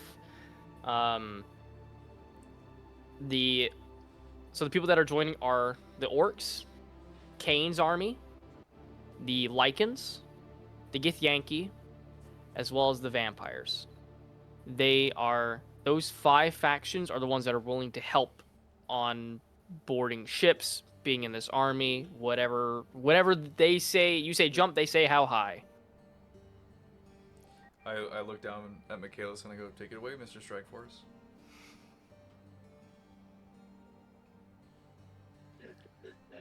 I observed the map. Let's look.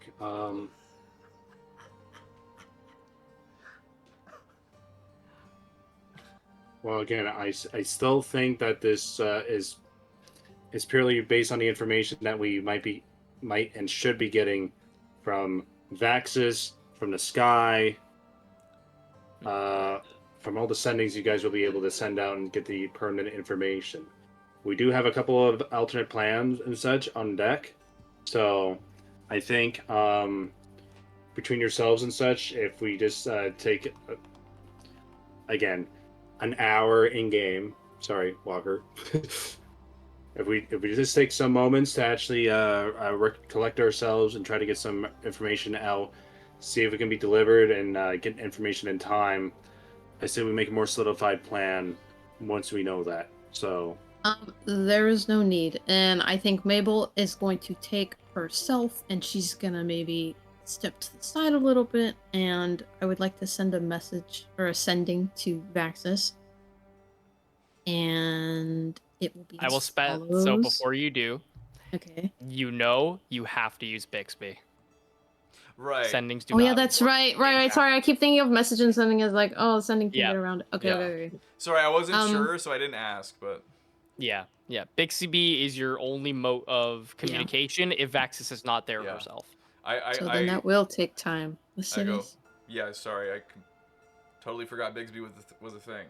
Bigsby? And then I summon him. He just appears. Hello!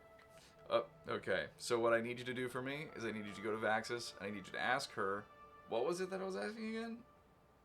Mabel? If the portal in the hellscape can be managed with... Wait, Bigsby, wouldn't you just know this? Is the portal in the hellscape have a lever that just turns on the portal, or is it like you have to like do some sort of gobbledygook? No.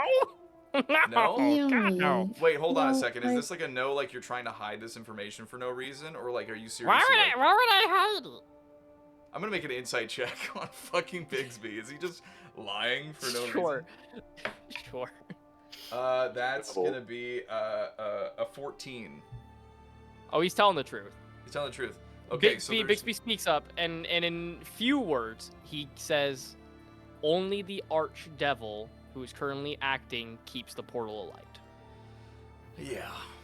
Okay, so if we're gonna do any of that, we're gonna have to do it through Lilith.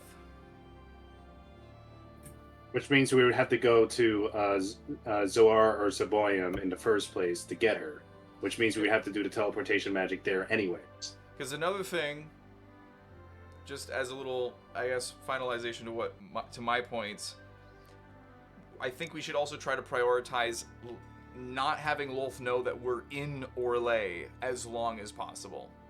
That's my worry if we go to Zawar and she's there as we're trying to free Lilith to get everything else done. And Well, that's why I was suggesting that we build a teleportation device in my fort, in the fort that we can find. If I can contact my mom, and if we have Arkmarovo and you, I feel like we could do it.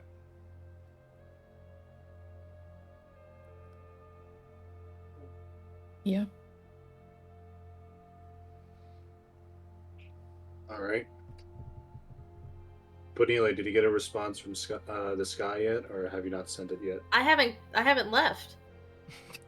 She's been here this whole I'm time. talking about sending. No, I sending. can't do that. She doesn't do that. I don't know that. I don't know Bayless. how that works. No, you do know that. You do know that in every other instance that we've ever needed to send a message, you know that has not been Bonelia. That has not been something she is capable of doing. I just thought she just never Please, bothered to do Michaelis. it. And Hey guys, sorry that Michaelis is kind of leading your country now, maybe? I don't know. That's kind of rough, isn't it? guys, I have back me to- up on this. I We have to have go not eat done this thing. sending. Mental I'll be back in ever. like 20 minutes. Okay. For sure. Bonelia. Yeah, Bonelia, you head off. The sky is not very hard to find. Not in the slightest. the sky. After like a little bit of time, you can kind of meet up with her. What question are you asking of her? I'm asking if she knows whereabouts the wave is. I have the ability to sense the motion, and the location, I'm afraid, is not within our capabilities.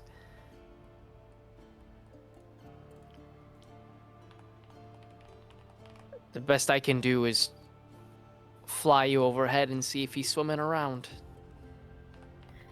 Any guess if he's nearby? Well, he has the ability to control tides somewhat, so Okay. I would say if he's not here, I would say he's probably more than halfway, if not back in Orlais at this point. Okay. Thank you. Of course. I'm just gonna run back. Okay, so she doesn't know where he is. He's probably by Orlais, but we don't know. But he controls tides. So we could possibly fly over the ocean and look for tidal waves. Once the sky gets to Orlais. Yeah. I only mean to say that because, again, flying on top of a beast for over a month might be a little difficult. Yeah.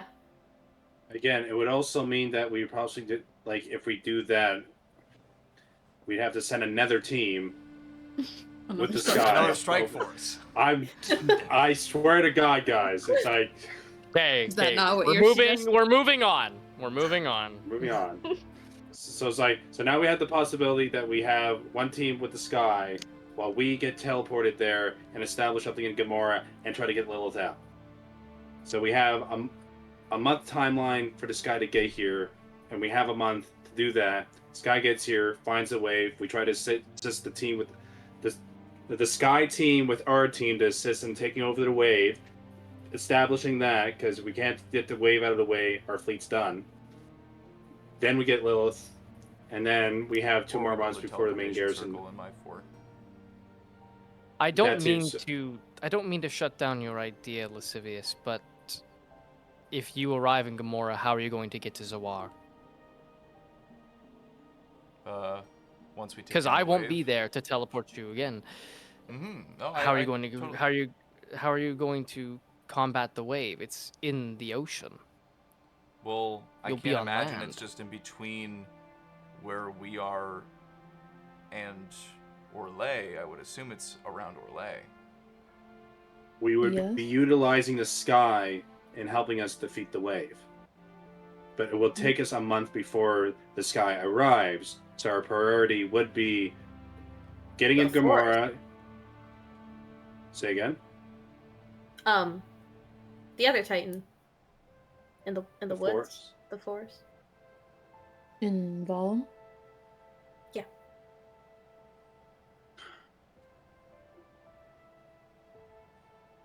That one I'm not too sure of. Because again, we only have an established place in Gamora right now. Valum seems to be a far reach as of right now, Benelia. So as much as I think that's a good idea to try to get all three Titans on our hands, it feels like we can't be doing too many things all at once. Like our struggle right now is trying to find a concrete way that we're doing an efficient amount of things without adding too many steps. Charles, do you think there's a way to repair the runes in Imperia to get to Zawar?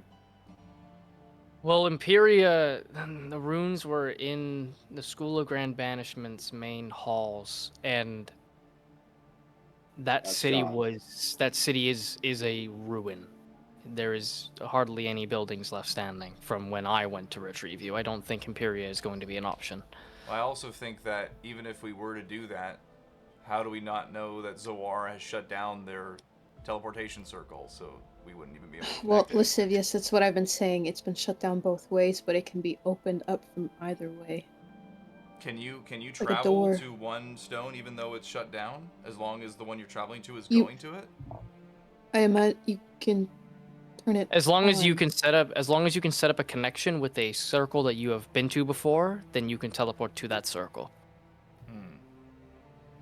Okay. That's why I just thought of Imperia, because it's right above Gamora. It's the closest. Or we'd be going in blind. That would be the thing, Mabel. Because right now we don't have any. We again. Well, only don't if have you a just heard choice. Charles, he says it wouldn't work. We're going blind regardless of I- what we do. Yes. I see this as you have one of two options. You're either landing in Gamora or you're landing in Zawar. Both are viable options. Both have different goals in mind. One setting up a base of operations for people to come to safely. Another potentially opens up the ease of teleportation access for an entire army. You have... Both are valid options, but I think those two are the best ones. I think we can build a circle in Gamora, and we can connect it to the circle here, so long as Charles is here. And I think that ticks off all the things that we need: a base of operations where we can be safe, and a place for people to arrive. So that's one for I Gamora, agree. Yeah, Gamora. 2 for Gamora. What you, Sonnet?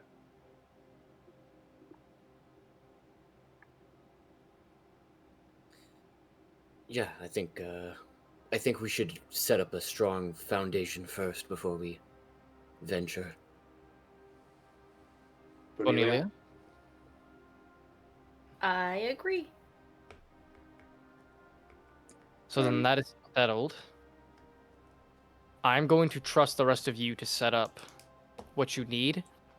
Setting up a circle takes some time and some setup. I will make my way back to the boat today. I think we all should, no? I mean, I think this is it. I think we're done. Yeah. Sara speaks up. Okay. Velfstead, I have spoken with Erzin, Jotun, and Mogral before this meeting here this morning, briefly. They have offered ships to begin to make their way in case your plan does not work out, and the ships will be the main mode of transportation.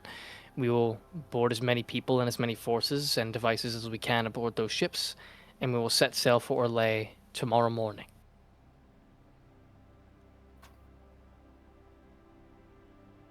Now, for the 5 of you, I suppose you have to figure out who you're sending with you. I hear you've already got one person picked out, but we'll give you that time to decide amongst yourselves.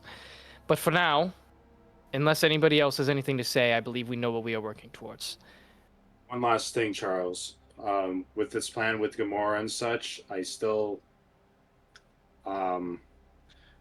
think we should select a team that go with the Sky, unless we're gonna be teleporting the Sky to Gamora.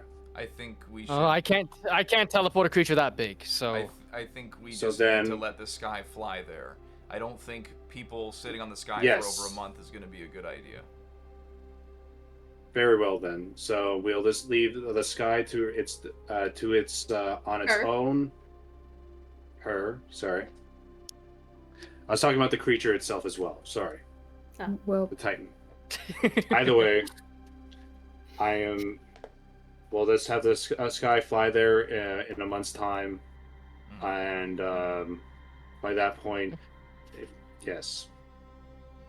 Sara speaks up once more. Well, then, if that is the case, then let's call this meeting adjourned so we can get some people prepared for some long travel. All right. Everybody kind of gathers their things, kind of meets up. Some of the leaders are going together to prepare what they need for multiple, potentially months worth of travel. Some of the people that you've met along the way here have kind of broken off and are beginning to make preparations themselves with small groups that they brought to the meeting. The 5 of you are kind of left to your own. Charles comes up to your group, though. And goes, so Gamora, teleportation, it's going to be risky. Will you be wishing to arrive directly at the city, or do you want to be on a beach line? Where do you wish to land? I don't know if we really have a choice.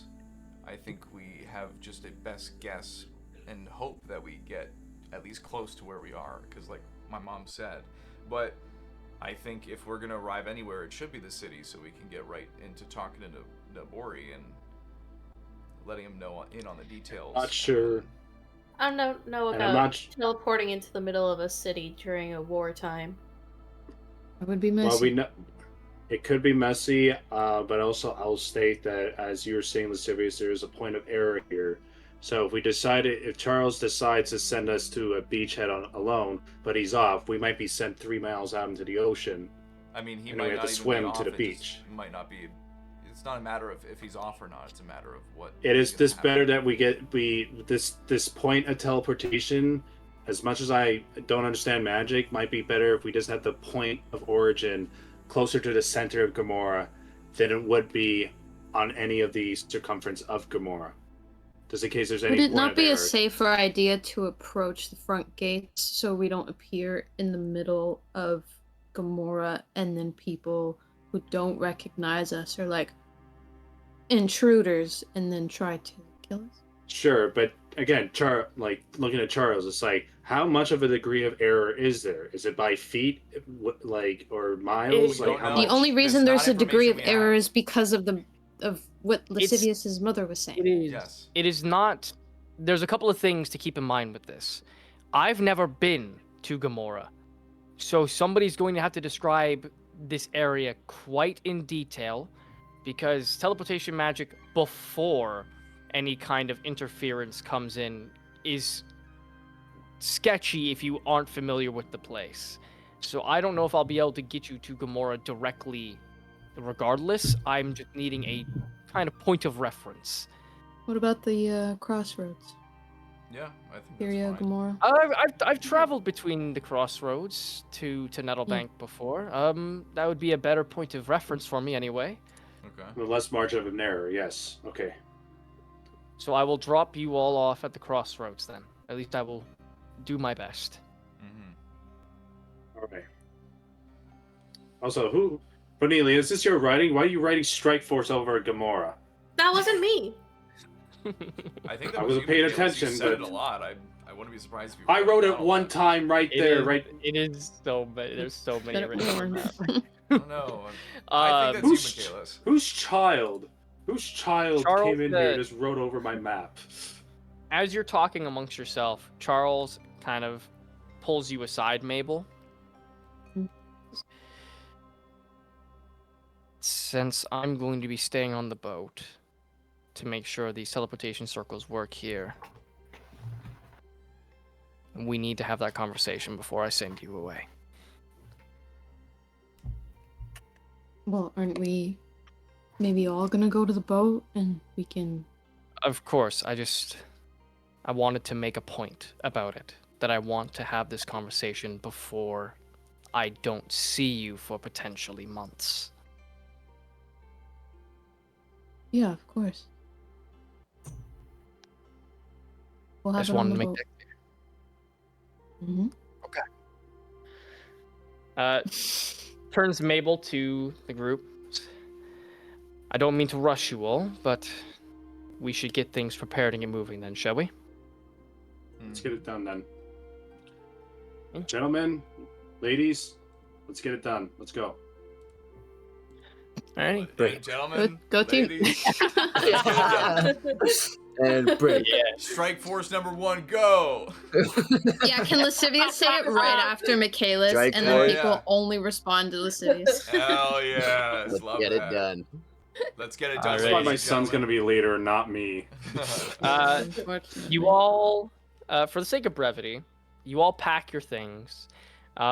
You say your goodbyes to some of the people that are going to be staying behind for an extra day to help prepare the boats. Bonelia, your former group, kind of gives you a hug, make sure that you are well. Sonnet, lots of the lichens come up to you and kind of shake your hand, wishing you well on your travels. Lyric goes up to you, goes, So I'll be sticking with the ghosts on the boat, right? Yeah, I think so. Eh, if it's a month worth of travel, that's some good time to get to know some people. Yeah, just don't have sex with Eldenor. Why would I have sex with Eldenor? I don't. It's just a thing happening, and I'm Does telling he, you does this. he want to have sex with me? But no, maybe no. I wouldn't. You know what? Forget it. Okay. Seed has been planted. Uh-oh. He just kind of walks away a little bit. Bisexual. They're gonna walk off the Oh, boat holding hands. and The be like, boat is "God gonna damn rock it." in more ways than one. Mabel, your parents and your brother come up to you, and they are going with you to the boat, but Sick. knowing Road of trip. course that there will be some separation time. You know that you guys spend your time getting packed together and getting ready for the travel to the half day's journey to the actual boat itself. Michaelis, your son, your daughter, and your mother kind of appear to you. Atticus goes to shake your hand, properly man to man. Your daughter embraces you into a hug, and so does your mother. As the three of you break away once more, knowing that this trek is going to be another long and arduous time away. There's almost a sense of clingingness. That hug stays over its welcome by a few moments for sure. Until you separate. You're going to pack your things. Lascivious, Azria, and you pack your stuff together. The vampire Lord Alistair, you see he's got like this umbrella that's protecting him from the sun as he kind of meets with you and the generalist of the group goes, "This will be a difficult task for my people to make. You sure that we are going to be useful during this excursion?" Oh, are you joining? I didn't know, but I think any help is help nonetheless. And if you guys are willing to, I'm not gonna say no.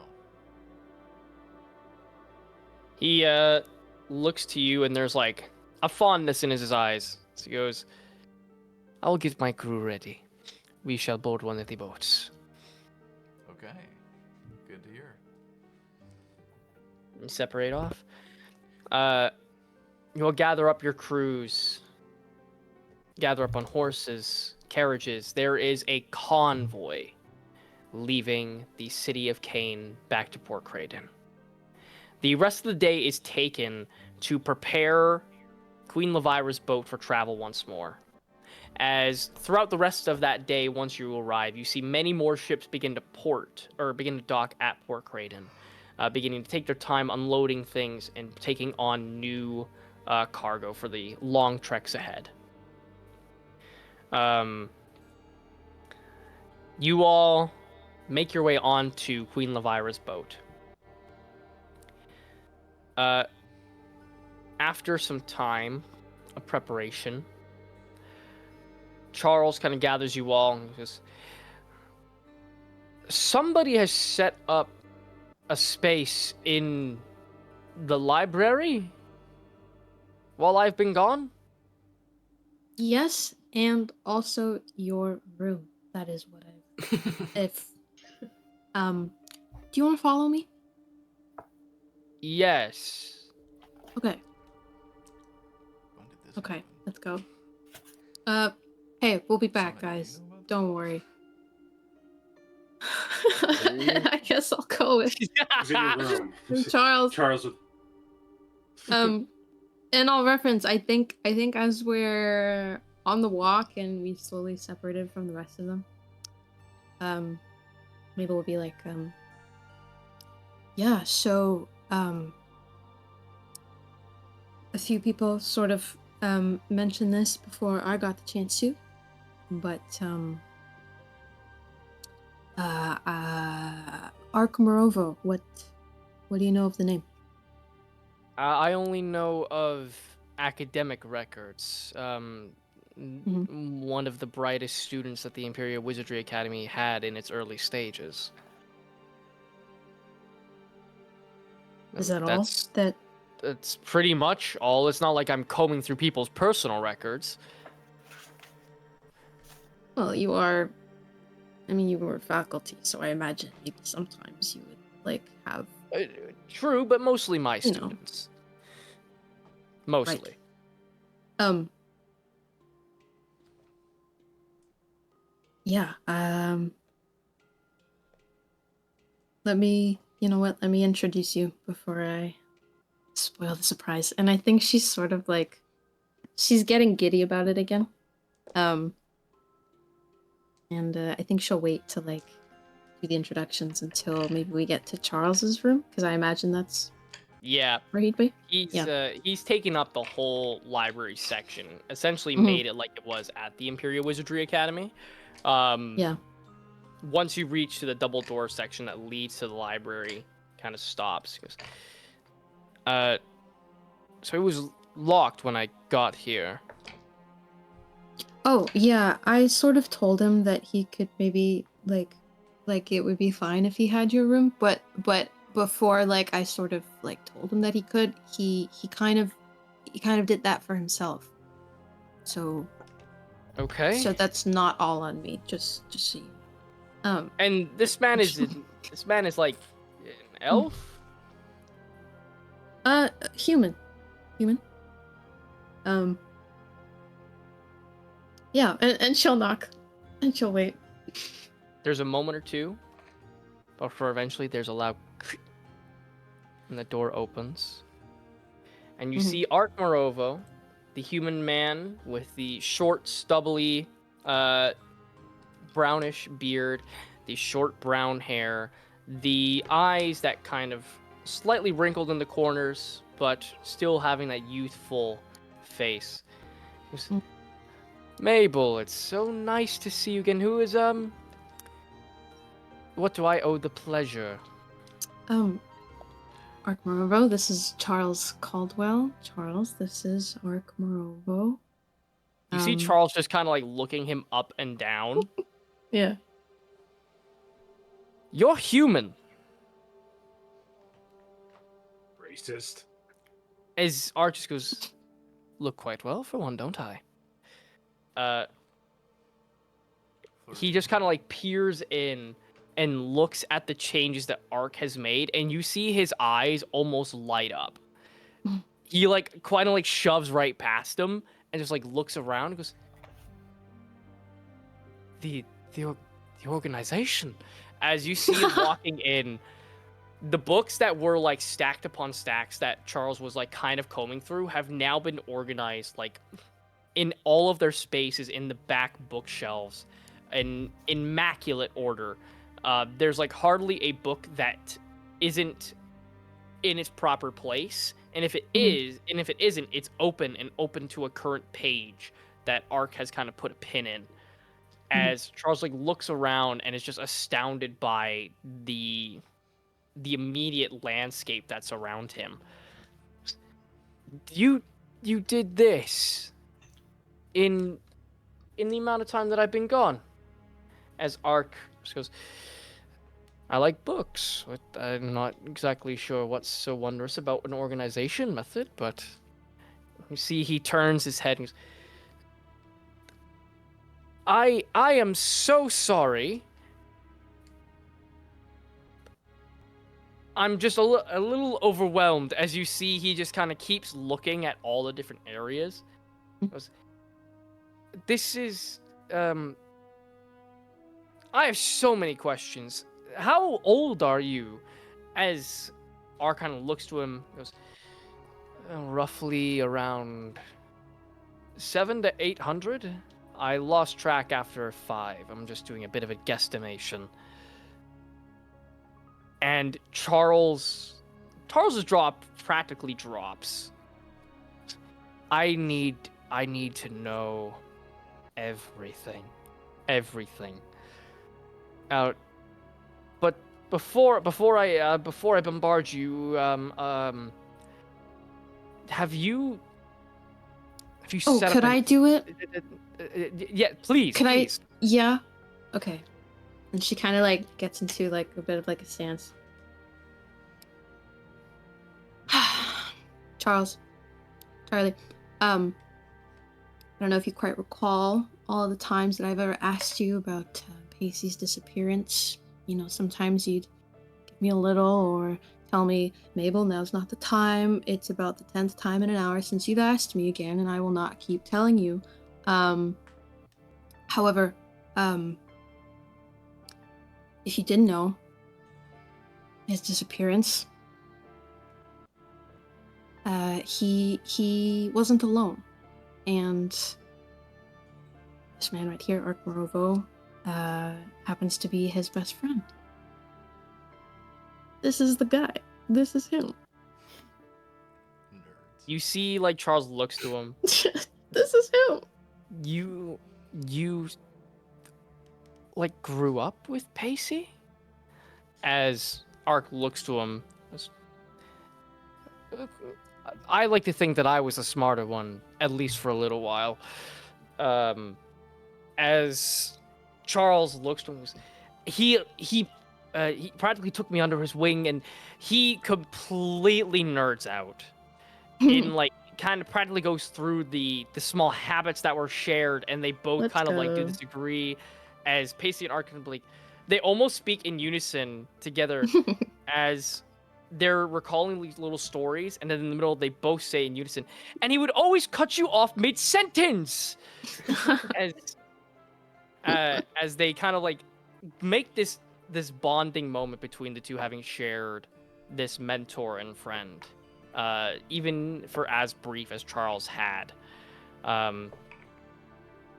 Charles kind of like breaks away from the conversation with Ark and goes, we must discuss more, but we have a priority. We need to make a teleportation circle, and I need to get working on that. But before I do,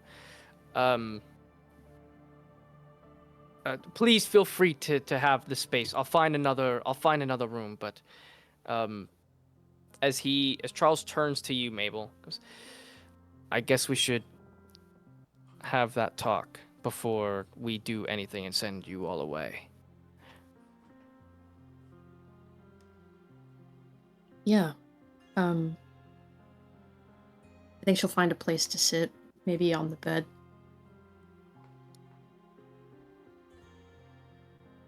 Hold up. What? Steel Wind Strike. Yeah. Sana's just like, something's off. Feels a chill down his spine. I think even a little before that, I want to preface about Pacey. I didn't know he was sick.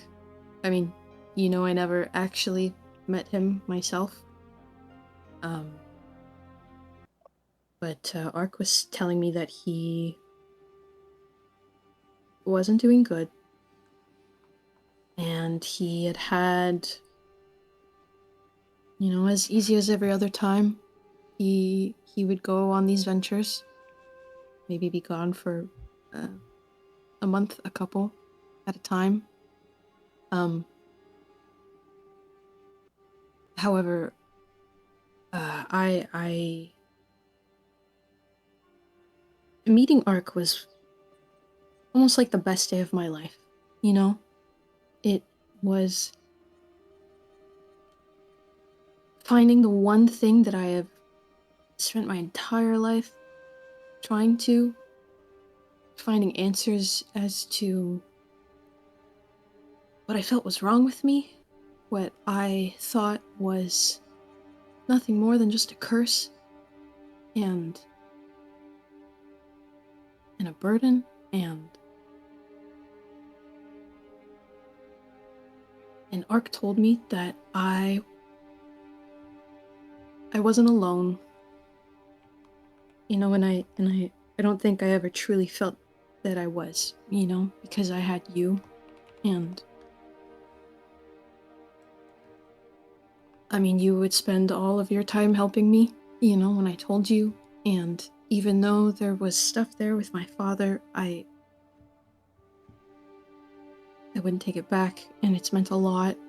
And meeting Ark, he told me that he has it too, and it blew my mind, thinking that, this whole time there was someone like me who understood, you know, and I asked him a million questions and got to the topic of Pacey.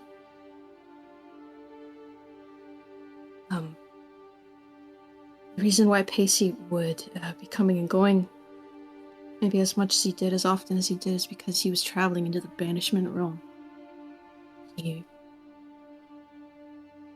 discovered it, of course. He was exploring, and he was doing it with Ark. Ark's been on a lot of these excursions with him. And, well, when Pacey got sick, well,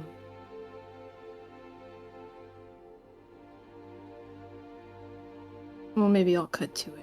I think we know that he's in the realm. I think his disappearance was because he never left, because he couldn't. And the reason why Ark looks as good as he does is he was saying that the realm affects people differently. Doesn't matter who goes in and who goes out. It's this alternate dimension to our own. It sort of creates its own reality. The environment is different in the different ways you might access it. And time moves differently there. You can age fast or you can age slow. Your abilities are affected differently. Everyone is affected differently.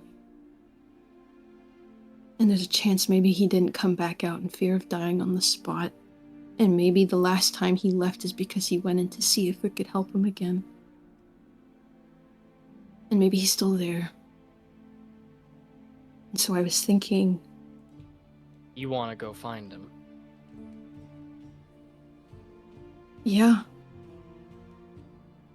I think he could help. I think he could seriously help and maybe even put Loth back where he put her in the first place.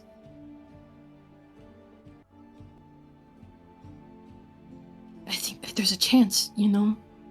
That's all we need. We've taken chances on less. And I was really excited to tell you. And then I couldn't. And it's not like I blame you in particular for that, but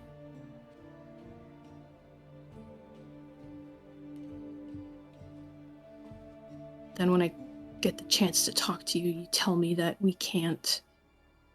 And I just keep hearing that we can't.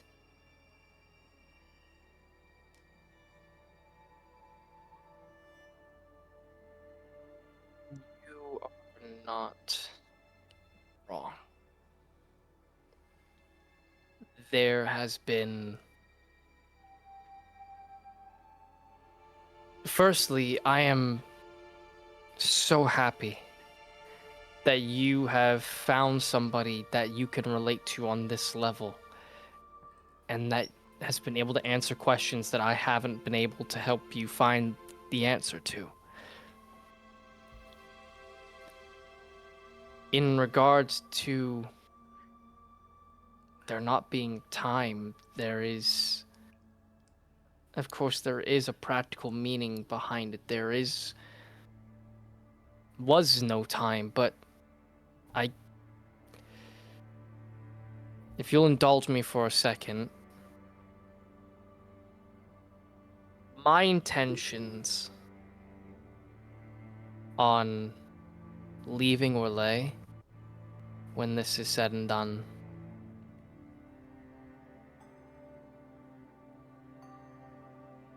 they come from a place where Orlais has hurt me in every way possible. And it feels like almost at every time possible. I killed my brother. I couldn't save my parents. My home is riddled with poverty and sickness. And then there was some hope when I got to the school and you had joined my class. And then Imperia fell. And then there was Bane and Zawar. And then I died. And I waited because I knew and was confident that you were going to bring me back. I wanted to be there for you. And you did it. And then we separated again, and you died. And the only thing that I could do was show up and retrieve your corpse. And then Zoar fell. And we had to flee. And I was judged for wanting to go in the first place to retrieve you all.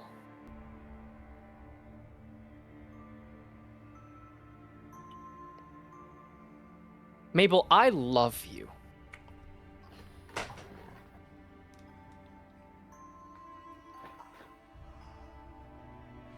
And I feel like that has been evident for a long time, and I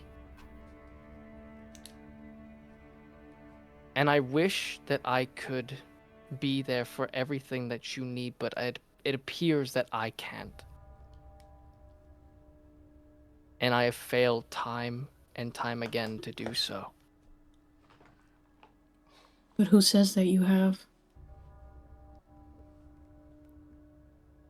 Because that's not what I see. That's not what you've done. Everything that you have done.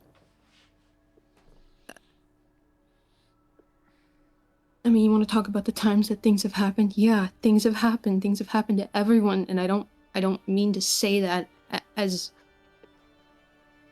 disregarding the pain that you've been through, the things that have happened to you all your life.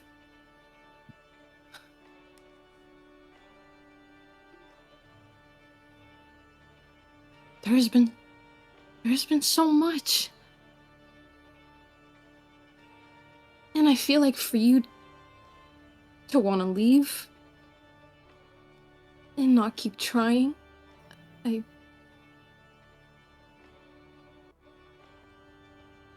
me, that's just giving up.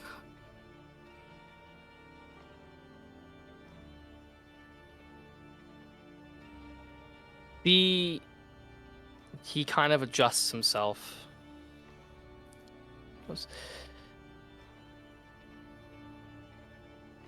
I haven't given up on Orlais, Mabel. It sounds like you have. I want to see that continent back to the way it was. So why not be there for it?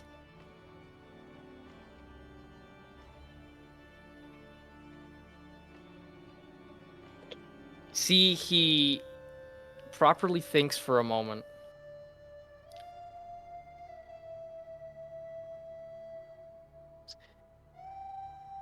Because I'm tired of it hurting me, Mabel.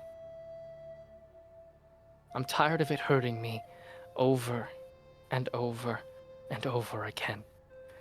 If this group of people, you, Lascivious, Sonnet, Michaelis, and Bonilia, have shown me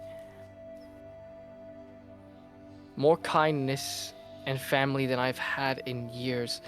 And if I see it fall once more, I don't know what I am going to do.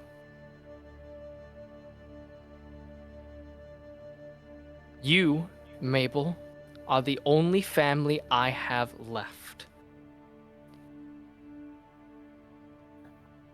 And I cannot see it fall again.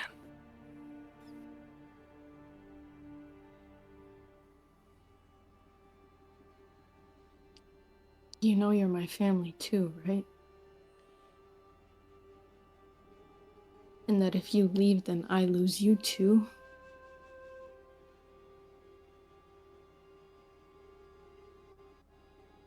I can't.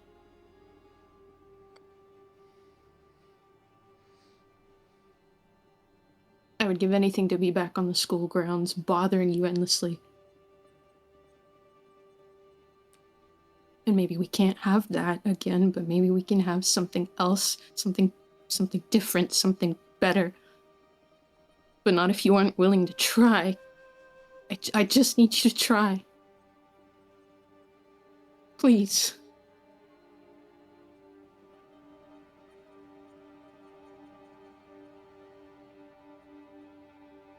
He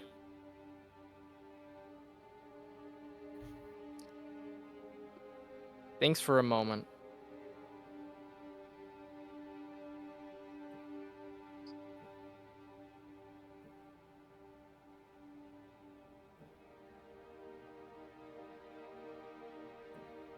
Do you trust me?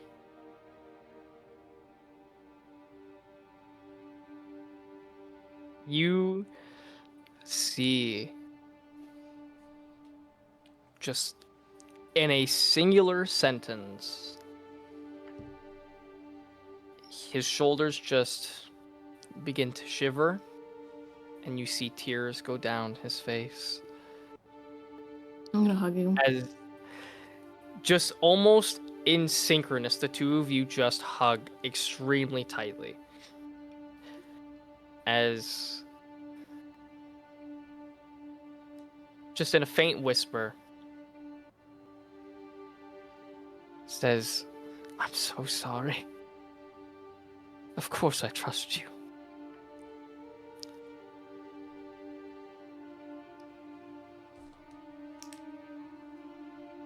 We can do this.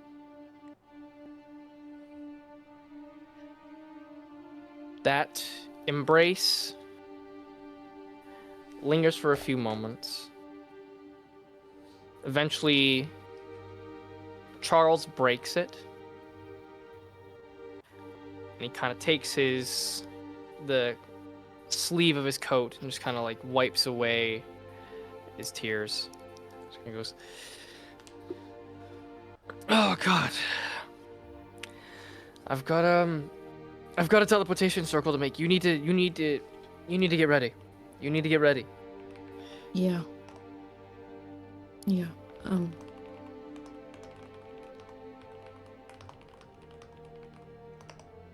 Are you gonna come through when it's set up?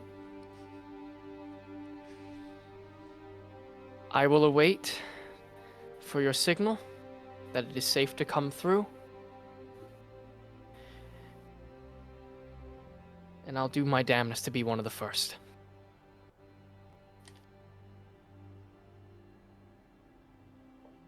Okay. And He turns to Ark. Goes, "Do you who has come in after a little while, waited his right on moment." time. Was he? Was he? I thought just he was there the watching whole his He's standing entire outside. thing? He's like, He heard the whole thing. He's like, Does that okay, mean- I guess I could come in now. No, I was just be like, he's just watching this whole unfold with a cup of tea, just like.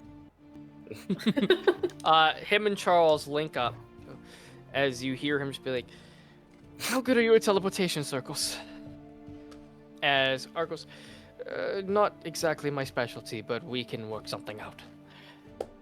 As the two of them begin to make work on a teleportation circle within the boat. Now, for the sake of brevity here, I'll say everybody kind of packs their things. The night is tense, but you prepare yourselves the best you can. And at midnight, you all gather in the library of the boat. All of your friends have shown up in encouragement. As Charles and Ark take two separate sides of the teleportation circle and begin to cast some incantations. As your friends look at you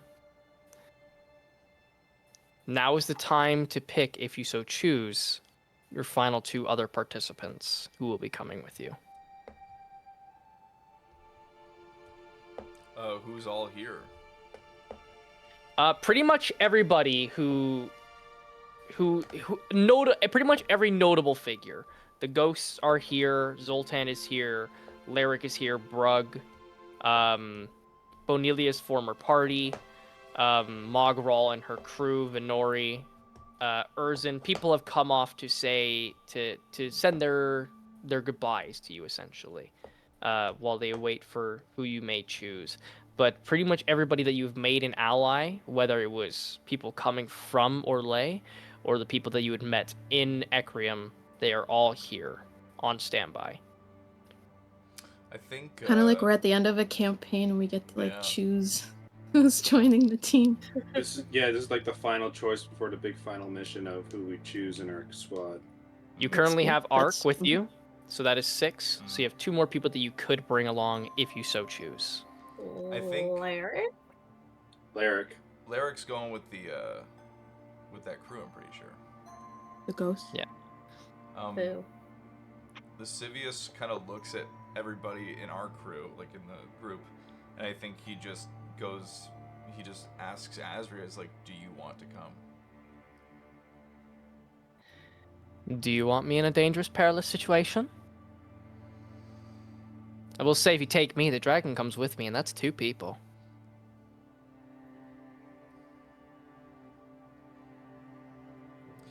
It's your choice to make, not mine. No. You know. Fuck you, Michaelis. I'll stay here until you tell me it's safe. How about that? Okay. Besides, I'd steal all your thunder. Yeah, probably. Maybe we should just. Is Cal Hobbs there? Cal Hobbs is there. He is. But you know that he doesn't intend on coming because he is going to be making machinery for the ships. All right, and that's what I'm gonna say. Is it's like do well on those ships, Cal, and I'll see you on the other side, hopefully, Okay. or I'll see you when I come back. I should say. Lascivious I don't want to use that. I'm not gonna say it that way because that has a completely different meaning. Bonita, do you have any ideas? I was just gonna say, maybe for the first trip, we just keep it Just as small us. as possible. You know, bare bones. The Ha skeleton crew. ha! A skeleton Each time you say that, I strike- think that's it. I shrink. I think that's the skeleton one. strike force. I think not that one. Skeleton Other Team one. Strike Force. Skeleton Strike Force Ultra Omega. Stop. Okay. That's actually a great Charles. idea, I'm gonna be honest. Charles you. finishes lining out the teleportation circle with chalk, tucks it away, and goes, "Have you decided?" I think this is gonna be us. We'll clear the way. Skeleton crew. Okay. Skeleton Strike Force. Alrighty. Writes on it. I have no comment. Who's his idea? Alrighty. I hope Let me quickly. I'm not gonna Yeah, finish Michaelis, this. just sit with that. I'm gonna let it sit. The 6 of you stand outside of the circle. You see Charles and Ark clasp their hands together and begin to mutter some arcane incantations. You see the circle on the floor of the boat begins to glow with this extremely bright and light blue color. You see Charles is straining to cast this spell, as Ark almost isn't breaking much of a sweat. You see some of the books begin to levitate as this... Even people who don't have magic at all, so specifically Michaelis, who don't have magical capabilities within, you feel this room just flow with a magical surge that is unfamiliar, but you feel emboldened and empowered by this. Until you see, whoop, a giant light blue circle appears, flat and shimmering. As Charles and Ark are straining, Ark breaks off, looks to the 5 of you, goes, "We got 10 seconds," as he runs in. Gonna run in. The 5 of you go, foop, foop, foop. It's scary. Each of you teleport through Freeze the frame. circle. Mike approaching a woman. I will make note that I make eye contact with my brother and say goodbye before I leave. Of course. Also Charles. Good evening, ma'am. Would you like to have a date? Anyways, Walker. When you enter this portal, you feel yourselves lifted and shifted in a very fast motion. This is not too dissimilar to when you came through the portal in the Hellscape and you felt like you were just being launched and just flung. Looking around, your eyes almost burn with this bright light as you're peering through. Till eventually, you all just land onto a grassy terrain. You see there is some slight discoloration to the grass itself. There is some red, kind of sandish dirt mixed in between. Looking around you, you spot a locale that looks to be a little familiar. As turning around, you see that you are on one side of the mountain range that bridges the gap between Gamora and Imperia. Sweet. Precise as always. As you look forward, you see a townscape. One that is quite unfamiliar.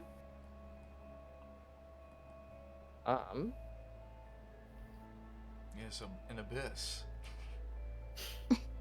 As They're you still fun. land, you see a town that is slightly greener than you remember. There is more plant life. You see there are much more buildings in the distance on it. And as you land, you know that you're about maybe an hour, maybe 2 hours at most, foot travel-wise, from the capital city of Gamora.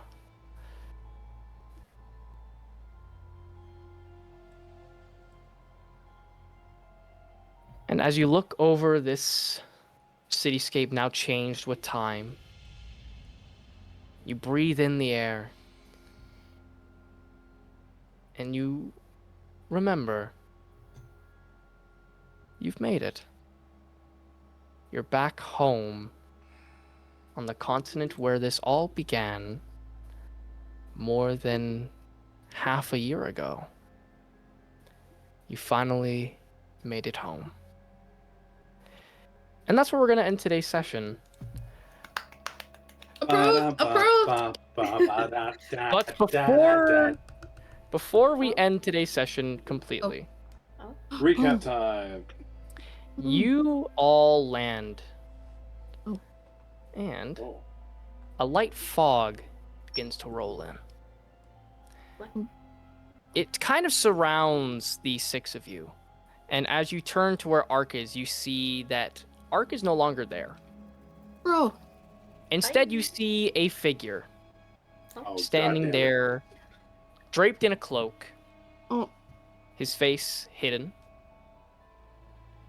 You can tell by the feature that this person is human, male. You see their eyes tilt up just a little. You see this faint light blue. They open their cloak, and you see the environment begin to shift and freeze. has.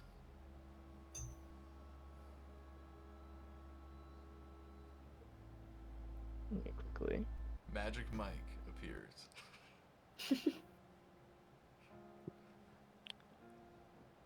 His cloak opens, and you see that everything around you has frozen.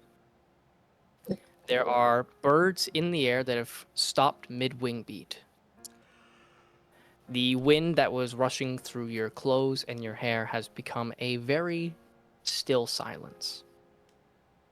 The daytime that is Orlais, due to the different continents and their time zones, you're looking at about maybe 3 or 4 hours before for what would be nighttime in Ecrium is beginning to get to dusk, but it quickly shifts to a midnight sky. This man's cloak begins to pour outwards with these small sparkling effects that go into the sky. And you all are instinctively drawn by these stars as they float up into the night sky. It was starless, but now you see millions and millions of constellations.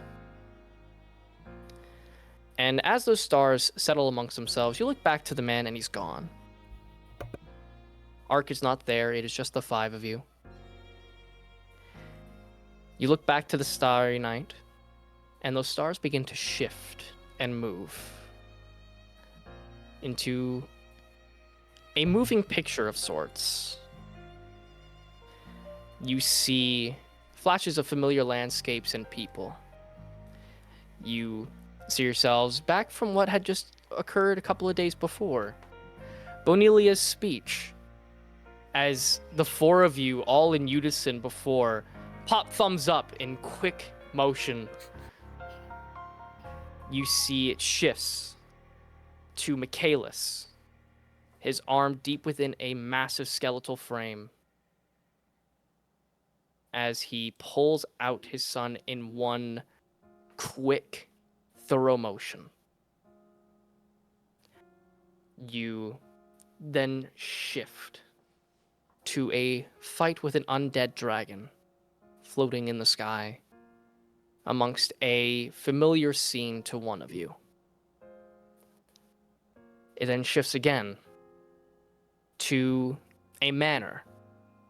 The 5 of you in a basement looking at the vampire lord as he falls to his knees. Sonnet mentioning how he had taken really good care of her in reference to a painting that you had found previously in the building. It then shifts again. You're all aboard the Sky Titan, fighting these bird-like creatures that shift and disappear the moment you hit them, only to turn your heads and see Loth at the head of the ship, for lack of a better word. It then shifts once more, and you find yourself outside Kane. Sonnet. Your friends are frozen beside you, and you're staring at the form of Tekuin, face to face for the first time since you had separated. It then shifts once more to Bonilia within a cave system, with her finger outwards as a necromantic structure just combusts, and all you hear is the word oopsie. It shifts once more as you see a half man, half shark land on your boat, just shaking water off as he more or less tries to intimidate the 5 of you at the head of the ship while looking at Ecrium off in the distance. That shifts once more to the hellscape, where you find yourself with Vaxis just staring at a portal, one by one, each of you hopping in, knowing that your time in a very unfamiliar place has come to an end. It's just even further back to Lascivious meeting his mother for the first time, squeezing through this woman in a lab coat meddling with potions in an absolute manic state, until they come face to face. It shifts even further back to a very painful memory, but one that was necessary in a way, as you all feel yourselves being crushed, stabbed, ruined as Lolth eviscerated most of you. Michaelis, you felt yourself floating in this space until you were whisked away to join the others by a goddess. You feel great triumph in this moment. Lascivious specifically, as there's this image of slowed down motion where you stab a dagger-like weapon into the leg of Lolth before she swats you away and then stabs you with her scimitars. Shifts further back to being in Zawar. The city is on fire. You're fleeing. But off in the distance, you see Lilith and Kapir battling Lolth and Zahir in the city. Goes further back.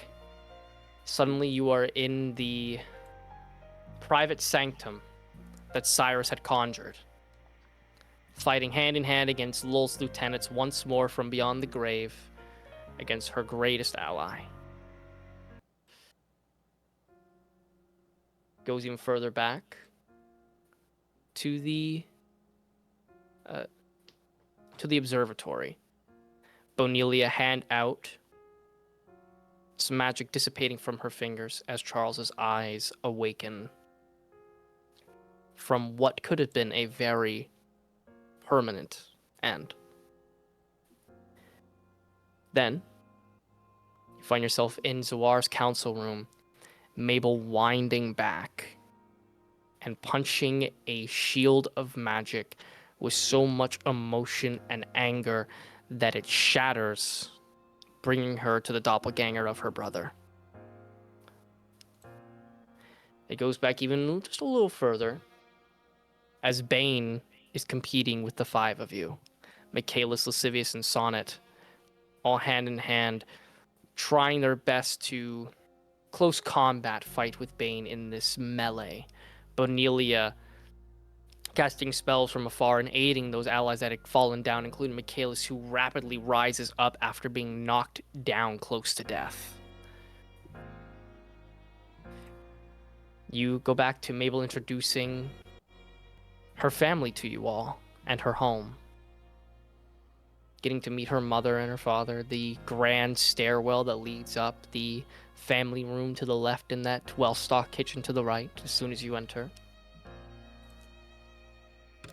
It goes back to when you were fleeing Imperia on horseback with Cheshire and Charles after having been exiled from it by Lolth and her lieutenants.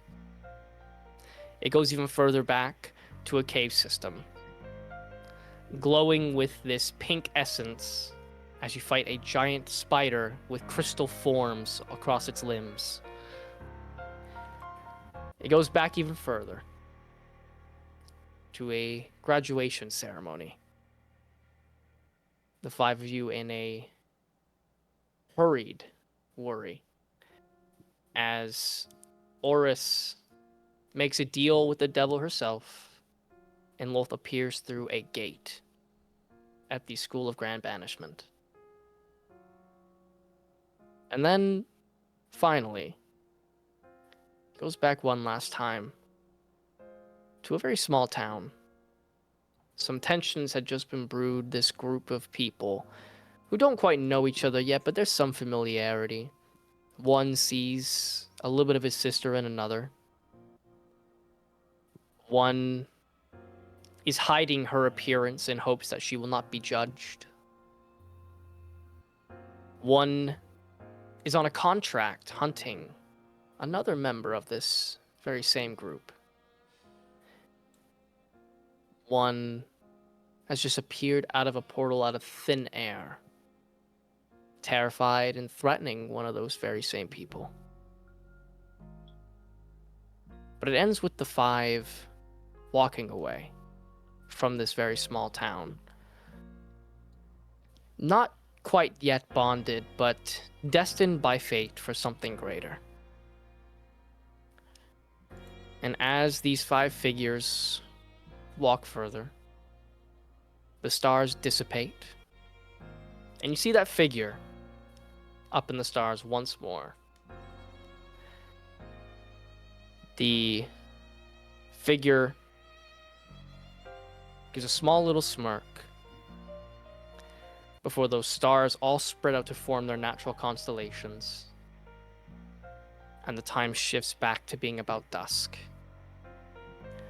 You turn around, and Ark is there, and you've all found yourself back in Orlais for the first time in 2 years.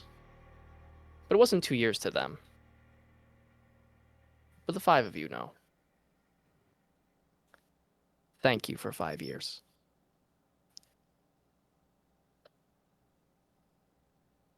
Yeah. I'm not crying, you're crying. That was very nice. And that's where we'll properly end tonight's session. I'm dead. That was beautiful. Yeah. That was I have to nice. pee so bad.